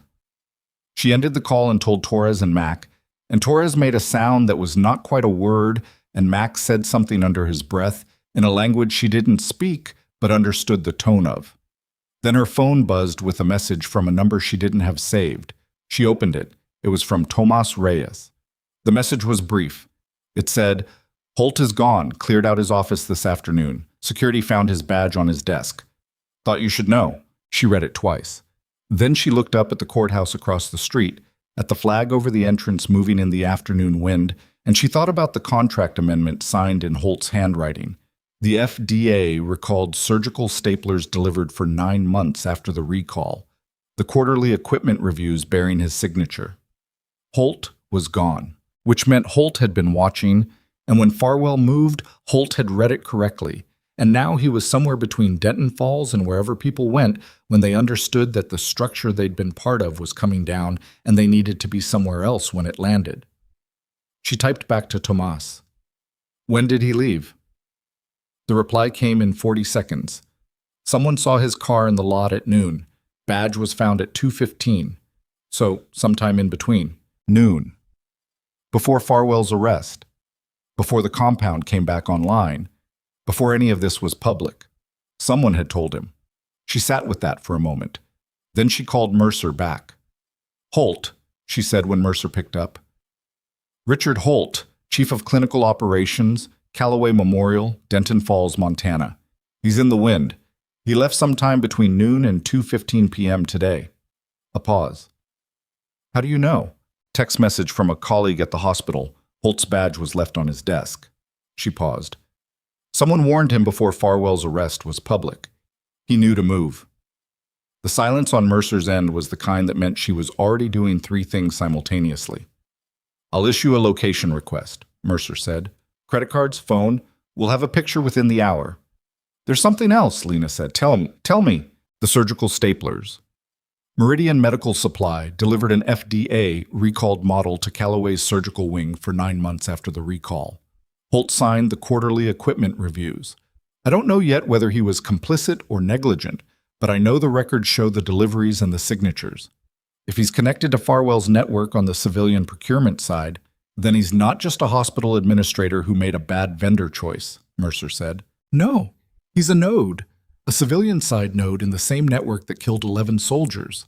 She paused, and if he warned Farwell that Carver was at Callaway, if the placement wasn't just a federal coordination error but a deliberate setup, then the attempted extraction last night wasn't opportunistic, Mercer said quietly. It was planned from the moment Carver arrived. The afternoon light had shifted, moving toward the angle that preceded late afternoon, and the courthouse flag was still moving, and the town around them was completely ordinary in the way that ordinary places were ordinary. People going about things, cars in the street, the world continuing.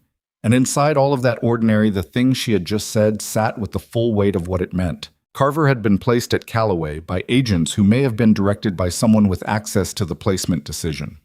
The extraction team had arrived with military precision and timeline knowledge, and the man who ran the hospital's clinical operations, the man who had suspended her for flagging a septic patient, the man who had signed off on recalled surgical equipment, the man whose name appeared in a contract amendment tied to Farwell's supply network, had cleared out his office the moment the larger structure began to come down. She had thought, walking out of Holt's office on Friday afternoon, that the worst thing that had happened was being suspended for doing her job. She had not known then what his job actually was. Her phone buzzed again. Not Tomas this time. An unknown number. She looked at it, then at Torres, then answered. Silence for a moment. Then a voice she didn't recognize, male, calm, with the particular flatness of someone who had prepared what they were going to say and was delivering it without inflection. Ms. Vasquez, I represent Mr. Richard Holt. He would like you to know that he has documentation he believes is relevant to your situation. He's willing to share it in exchange for a conversation, a private conversation, without federal involvement, before he determines his next steps. She kept her voice completely neutral. What documentation? Records that establish who made the decision to place the federal witness at Callaway Memorial. Records that show Mr. Holt objected to the placement and was overruled. A pause. Records that would, in his view, significantly reframe your understanding of who bears responsibility for what occurred. She looked at Torres.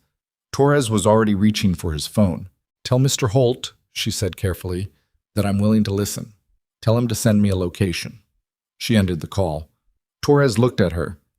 You're not actually going to meet him alone. No, she said. I'm not. She looked at the courthouse across the street, at the receipt in her pocket, at the afternoon light moving across the face of a building where a federal judge had just logged a piece of evidence into protective custody that connected a man currently in federal custody to the deaths of 11 people. But he just told me, she said, that he has records he's been holding, which means Holt isn't just a node in the network. She looked at Torres. He's been keeping insurance, the same way Carver did. Which means he knows things Farwell doesn't know he knows. Yes. Which means, Torres said slowly, that the thing Farwell is most afraid of right now is not the drive we just logged into protective custody. She nodded. It's Holt, she said, and Holt just called me. She told Torres and Mac what she was thinking, which was not that she was going to meet Holt in some private location on his terms, because that was the kind of decision that got people hurt when they were tired and running on bad coffee and thought they were smarter than the situation. What she was thinking was that Holt had called her specifically, not Raines, not Mercer, not a lawyer in a position to negotiate something formal.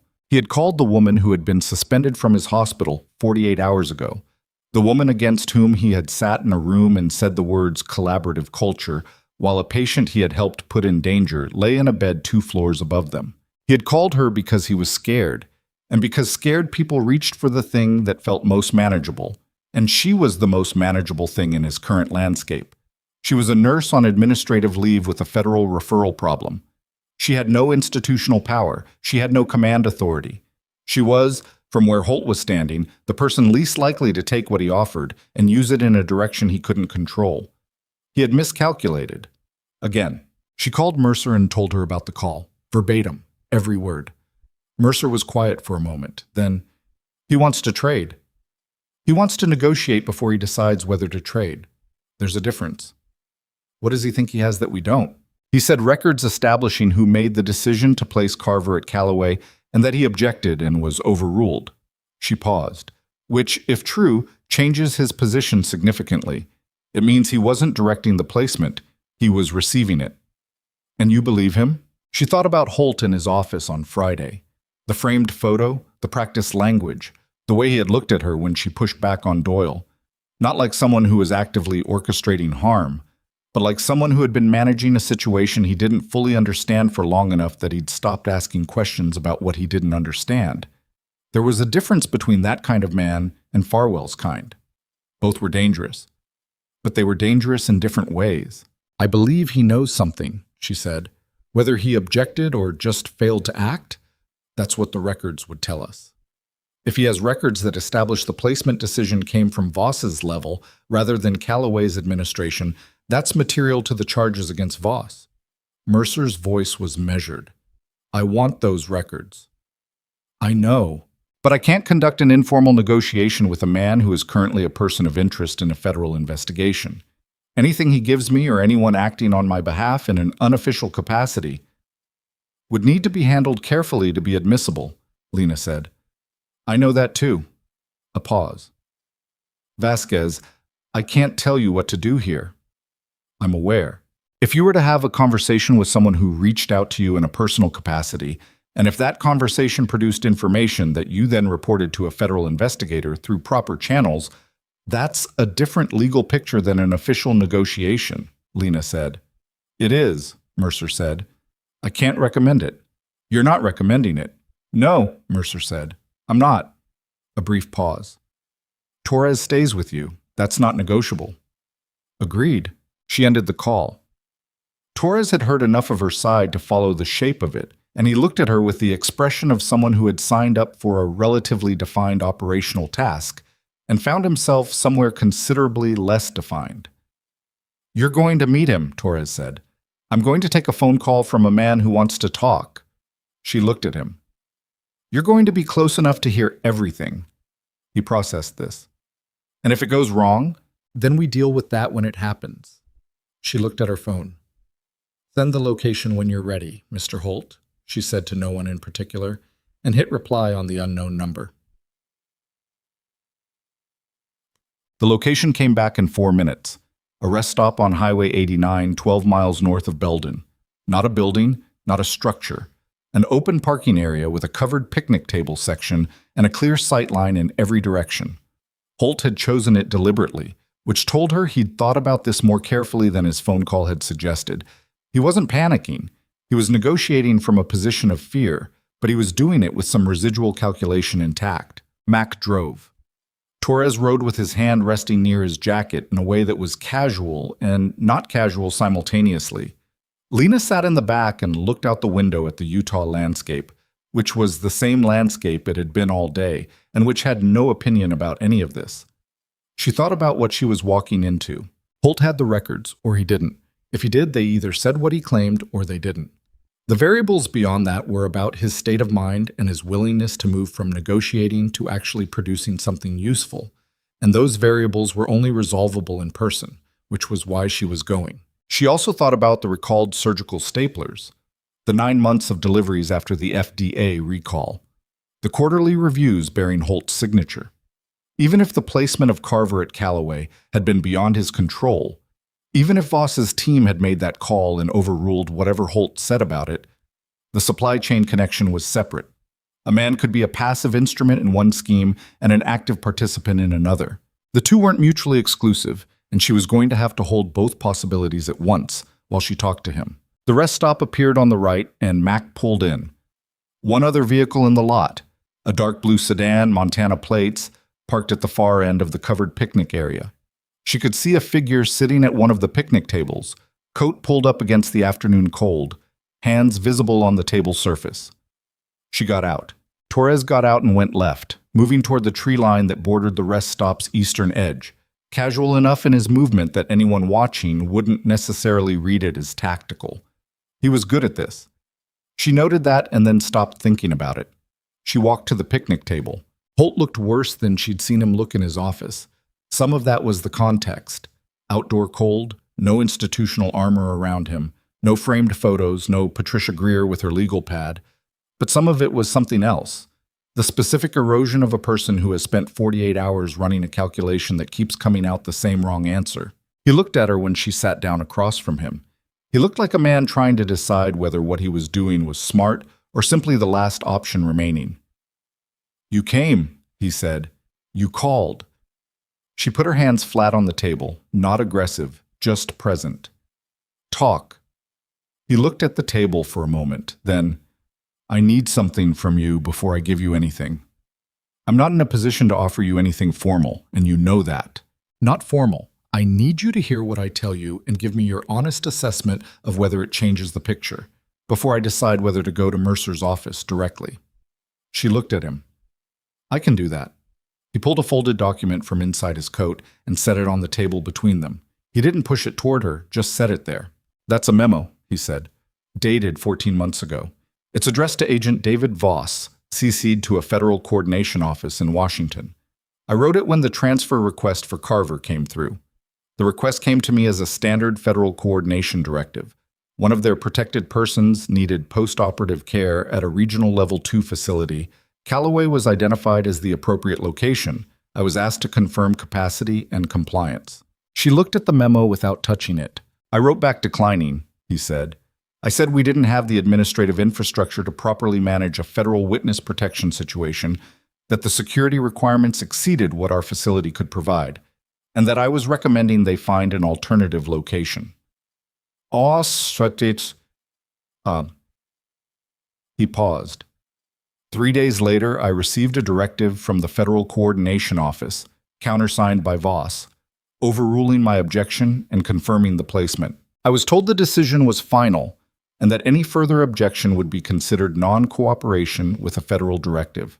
She looked at him. "So you have the memo you sent and the override directive?" "Yes."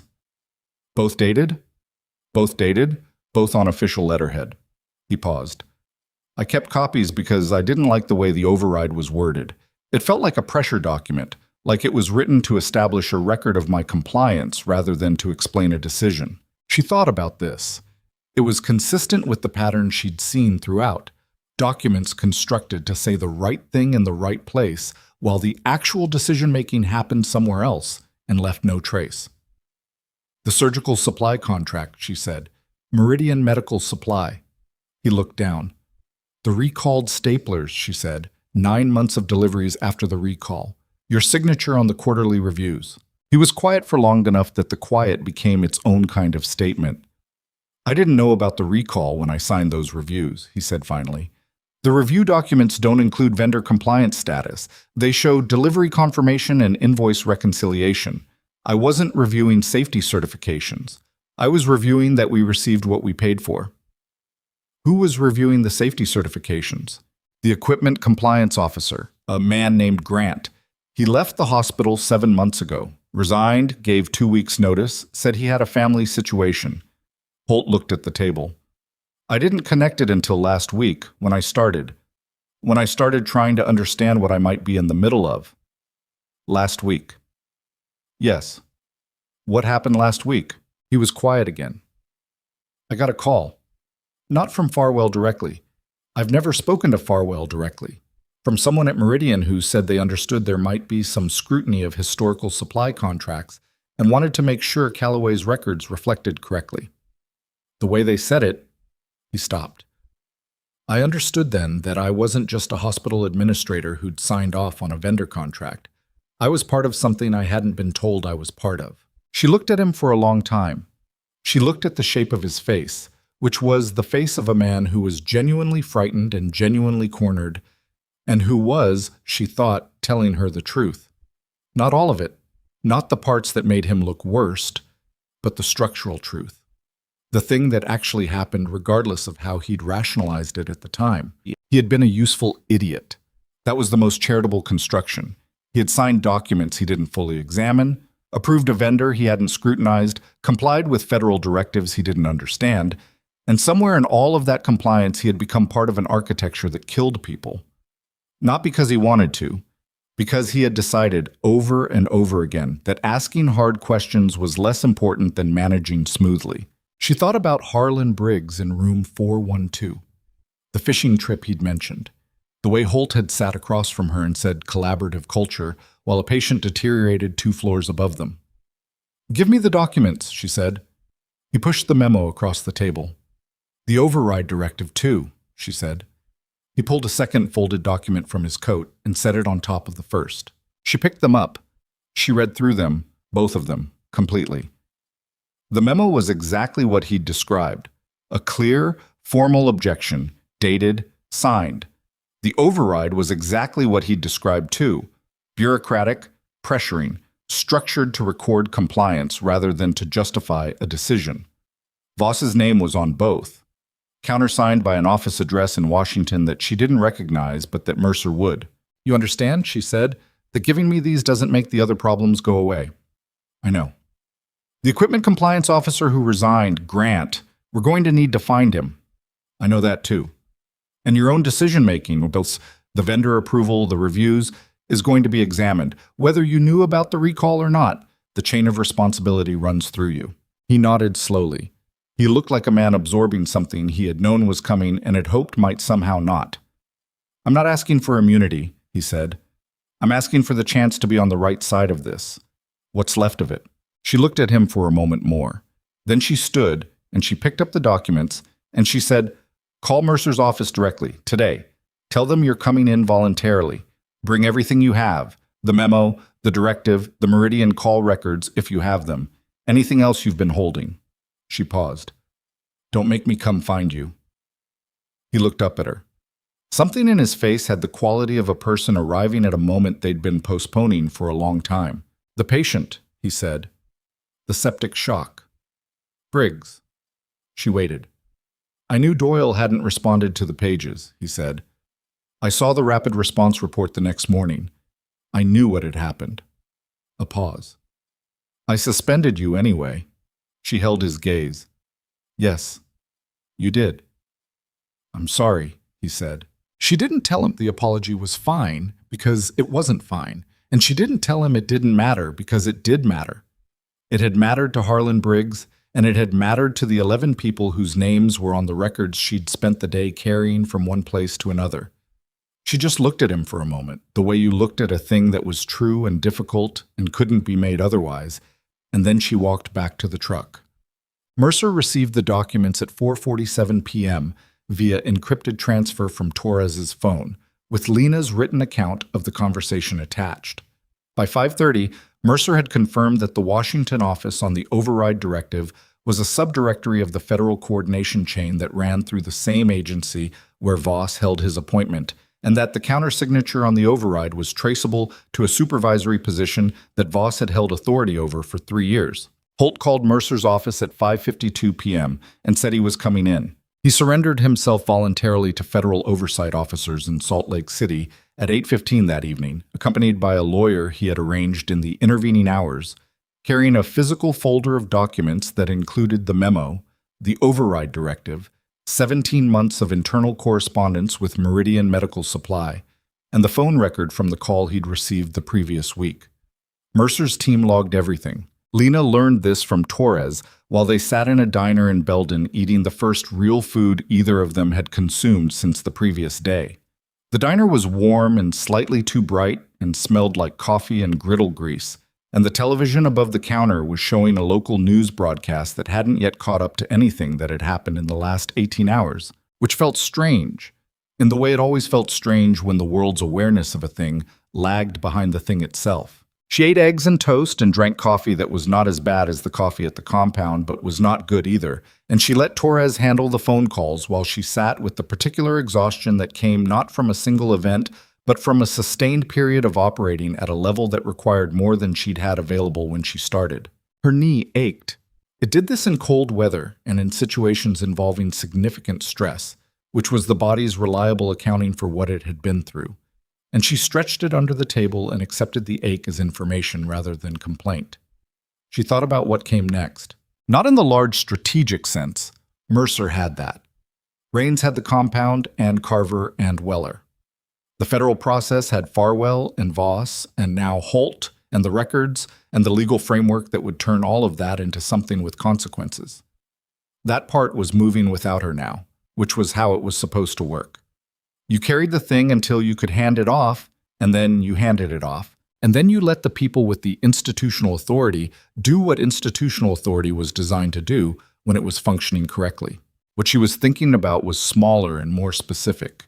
She was thinking about Callaway Memorial, about Tomas Reyes with dried blood on his collar at 4 a.m., writing notes on his hand, about Pauline Cho, who had tried to do right by a patient she hadn't been given the information to fully treat, about the floor nurses who had paged Doyle twice and hadn't been able to do anything more than that because the structure above them didn't have a mechanism for what happened when the attending didn't respond. She was thinking about the fact that she was on administrative leave from a hospital that no longer had its chief of clinical operations, that was now part of a federal investigation, and that had a surgical supply chain built on falsified certifications that needed to be completely audited before it was safe to use. She was thinking that there was a great deal of work to do. Her phone buzzed. Raines. She picked up. Compound is fully restored, he said. Carver is stable. Weller says he's looking at a full recovery. A pause. He asked me to tell you the fishing is fine in any month, as it turns out. She almost smiled. How are you? Raines said. Tired? Yeah. A pause. The referral against you. Mercer's counterfiling is strong. It's going to be resolved in your favor. I want you to hear that from me directly. Mercer told me. I know she did. I'm telling you too. He paused. Because I also want to tell you something else, and I want it separate from the legal situation. She waited. Your records were flagged 18 months ago, he said. Your service history, your clearances, your clinical record. I've been watching your career from a distance for a year and a half. I knew what you were before any of this happened. A pause. I should have made contact sooner. I waited for the right operational moment, and the operational moment arrived in the worst possible way. It arrived, she said. That's what matters. It almost didn't. If you hadn't been at Callaway last night, he stopped. Carver was deteriorating. The agents weren't going to call a physician before the extraction. Weller thinks if he'd gone another 4 to 6 hours without proper management, don't, she said. Not harshly, just clearly. It happened the way it happened. We move from where we are. A pause. Fair enough. Then, I'd like to talk to you, when this is settled, about what comes next, professionally, if you're open to it. She thought about that. What kind of conversation? The kind where I tell you that the civilian-military medical coordination framework has significant gaps, and that your specific experience sits exactly at the intersection of those gaps, and that there are ways to formalize that role that would give you access to the cases that need someone like you.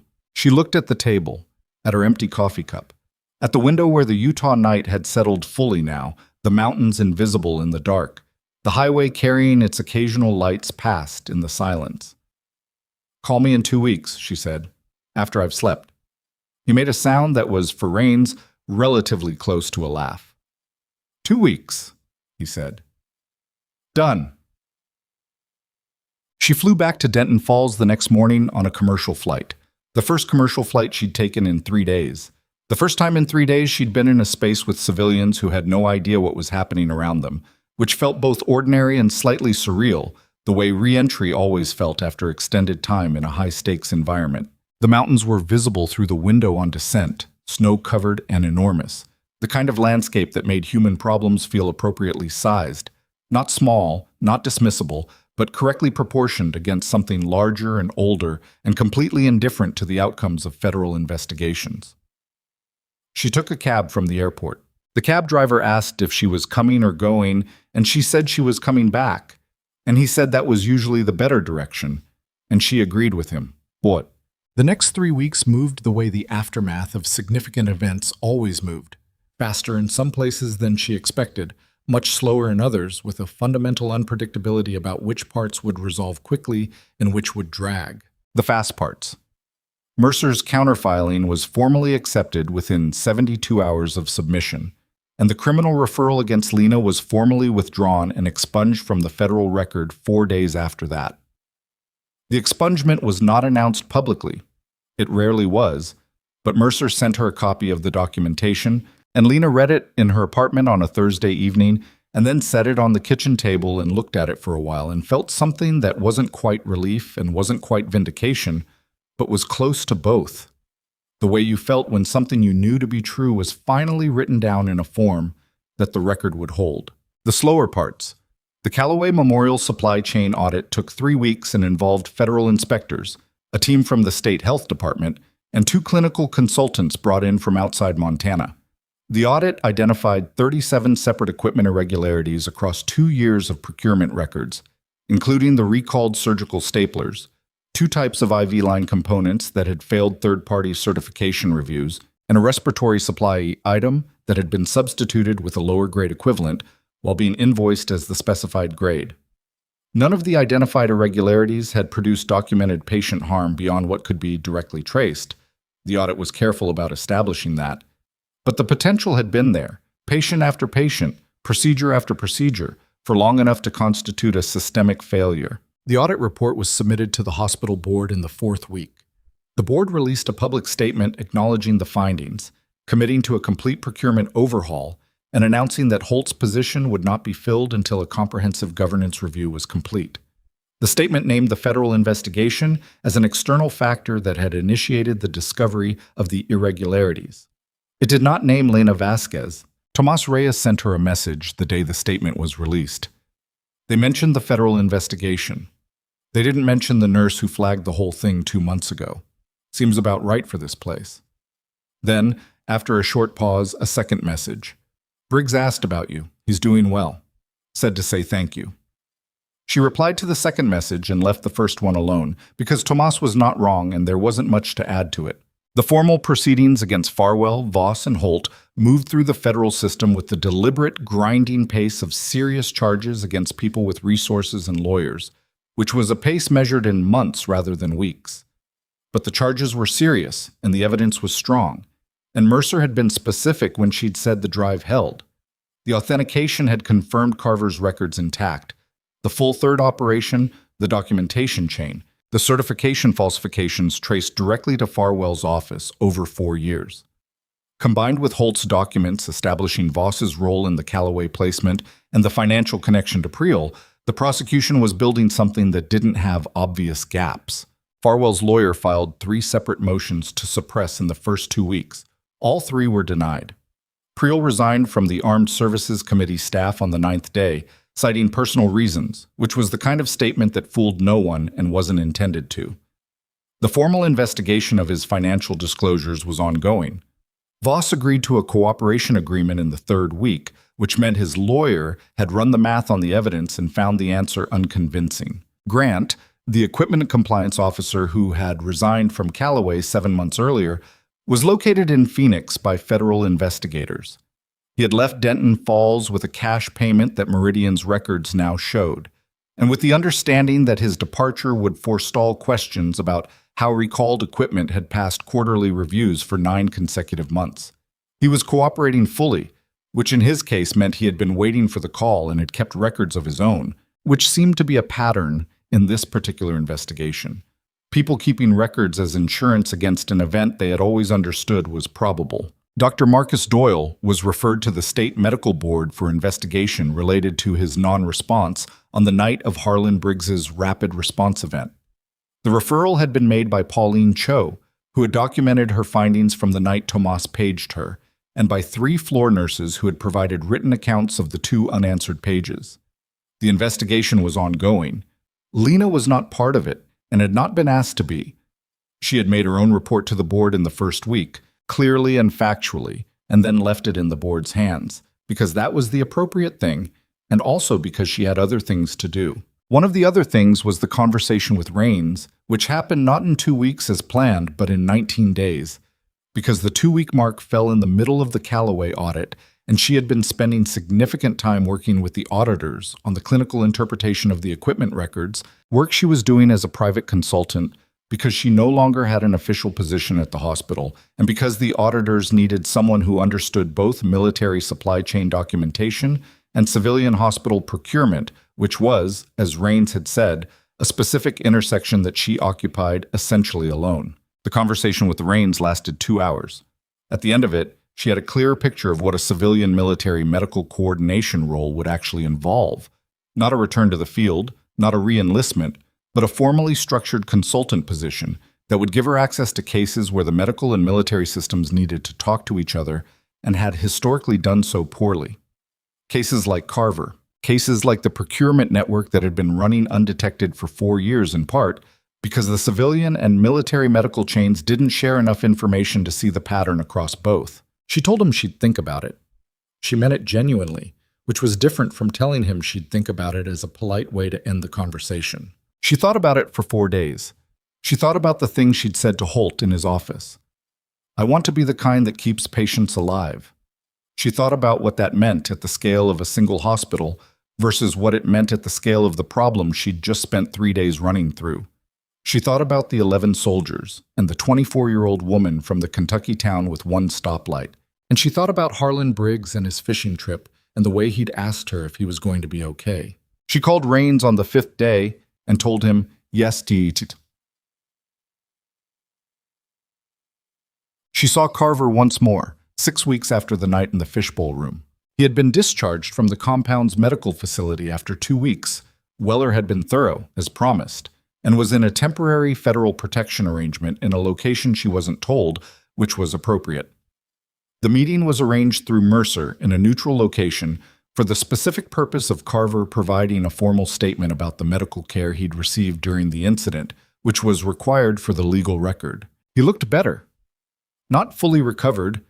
The surgery had been serious, and the months before it had been harder than serious, but present in the way he had been present in the fishbowl room, that particular quality of a person who had decided to be somewhere rather than simply ending up there.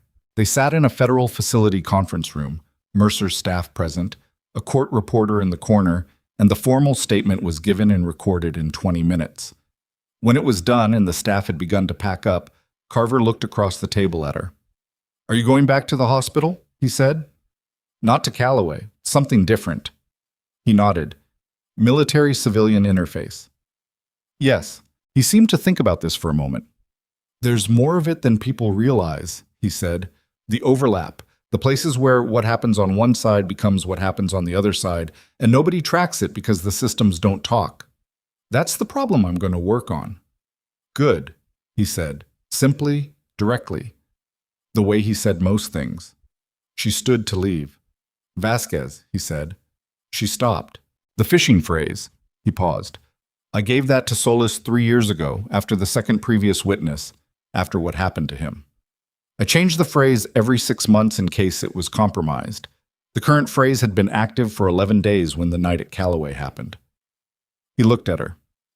I didn't give you the phrase because I was thinking ahead strategically. I gave it to you because it was 3 a.m. and you were the most competent person in the room. And I thought, if I'm wrong about the next 4 hours, she's the one I want to have it. She looked at him. I wasn't wrong about the next 4 hours, he said. But I'm glad I gave it to you anyway. She nodded once. Get well, she said. Completely. Working on it, he said. The press came to the story 6 weeks after the arrest, when the federal charges against Farwell were formally announced at a Department of Justice press conference in Washington. The announcement was precise and detailed and ran 12 minutes, and it named Dennis Farwell, David Voss, and 3 co-conspirators whose names Lena recognized from the procurement records but had not known by face. It described the falsified certifications, the financial structure, the 4-year timeline, and the 11 confirmed military deaths attributable to the substandard equipment. It named the 11 by name. She watched the press conference on her laptop in her apartment, and when the names were read, she sat very still and let them go by. Each one, the way you let things go by that deserve to be heard. The press coverage that followed was substantial and lasted several weeks. The civilian supply chain angle, hospitals receiving equipment through the same network, got significant attention because it was the part that felt closest to people's daily lives. The idea that a hospital could be supplied with equipment that said one thing on its certification and was another thing in practice, and that the gap between those two things could exist for years before anyone with the authority to close it was in the right position and looking in the right direction. Lena's name appeared in some of the coverage. Not prominently. A federal spokesperson, when asked about the role of civilian personnel in the investigation, described the involvement of a clinical consultant with a military background who had been instrumental in identifying evidentiary connections. The spokesperson did not give a name. Mercer had asked her whether she wanted to be identified publicly, and she had said no, and Mercer had said she thought that was the right call, and they had agreed on that. What did become public? Because Tomas Reyes gave a brief interview to a Montana newspaper, and because 3 of the floor nurses gave statements to a healthcare accountability organization that published them, was the account of the night Harlan Briggs had nearly died on the 4th floor of Callaway Memorial, and the nurse who had flagged it and been suspended for doing so, and the way that suspension had fit into a larger pattern of administration prioritizing process over outcome and protecting the professional comfort of attending physicians over the safety of the patients under their care. The accountability organization's statement named Lena Vasquez. She received 47 messages the week it was published, from nurses she'd worked with, from nurses she'd never met, from a veteran in Idaho who had read the story and written her a careful short message about his daughter who was a nurse and what he hoped people understood about what that work actually required. From Tomas, who sent her a photo of Harlan Briggs standing in a rehabilitation center hallway, upright and smiling, with a note that said, "He wanted you to see this." She sat with the photo for a while. She had not expected the recognition, which was not false modesty, but an accurate description of how she'd understood her own function throughout. You see the thing that needs doing, you do it, you move to the next thing. The recognition was not the point of the work and had never been, but she was human enough to be moved by it, and honest enough with herself to admit that being seen, after years of working in places where what you did was classified or overlooked or actively managed away, mattered in a way that she couldn't quite articulate and didn't fully try to. She replied to the veteran's message. She replied to Tomas. She looked at Harlan Briggs in his rehabilitation hallway and thought, yes, that is what it is for. She started the new role on a Monday in December. The first case file that came across her desk involved a procurement discrepancy in a military medical logistics chain, different network than Farwell's, different region, but structurally similar in the ways that mattered. A gap between certification and reality, a documentation architecture designed to be opaque, and a civilian supply chain thread that connected to it in a way that neither the military investigators nor the civilian health authorities had noticed because they were each looking at their own half of it. She read through the file. She pulled the relevant procurement records. She found the first material connection in 40 minutes, documented it, and sent it to Raines with a 2-paragraph summary that said what it was and what it implied and what the next step should be. He called her back in 20 minutes. That's it, he said. That's the connection we've been missing for 3 months. It was in the equipment compliance reports, she said. Page 47 of the secondary audit file. The language mirrors the language in Farwell's certifications. Same structure, same exclusionary framing around failure modes. Same person? Different person. Same training. Someone taught 2 people how to write these the same way. She paused. Which means there's a methodology being passed on somewhere. We find the methodology, we find the source. A pause. How do you want to proceed? She looked at the file, at the 47 pages of procurement language she had spent the morning reading, at the specific, careful, deliberate architecture of a deception that had been built to be invisible, built that way by someone who understood exactly how institutional systems looked at things and exactly where they stopped looking. Start at the certification language, she said. Work backward to whoever taught it. That's months of work. Yes, she said. It is. She picked up her pen and started making notes. This was the thing that people who had never worked in institutional systems sometimes missed, the idea that justice was a single event, a dramatic moment of exposure and consequence and closure. It wasn't. It was a practice, like medicine. You managed the acute situation, and then you worked on the chronic one, and the chronic one never fully resolved. It just became something you were better at treating because you'd seen it before and knew what you were looking at. She had been dismissed by people who assumed her value was visible from the outside or it didn't exist. She had been suspended for doing the right thing by people who understood process better than purpose. She had carried evidence through 3 states in a 36-hour window against the coordinated efforts of people with institutional power and legal instruments and a 4-year head start, and she had done it not because she was exceptional in any grand narrative sense, but because she had looked at the situation and understood what it needed, and she happened to be in a position to provide it. That was it. That was the whole thing, under all of it. You saw what was there, you did what it needed, you moved to the next thing. She kept working. Outside her window, the Denton Falls winter had settled into its full depth. The mountains white against a sky that had the particular clear blue of high altitude and cold air, and no weather coming for a while. The city below her apartment moved through its morning, people getting on with things. The whole ordinary machinery of a place where people lived and worked, and sometimes ended up in hospitals in the middle of the night, and needed someone who was paying attention. She was paying attention. She always had been. The difference now was that the people who needed her to be paying attention finally knew her name.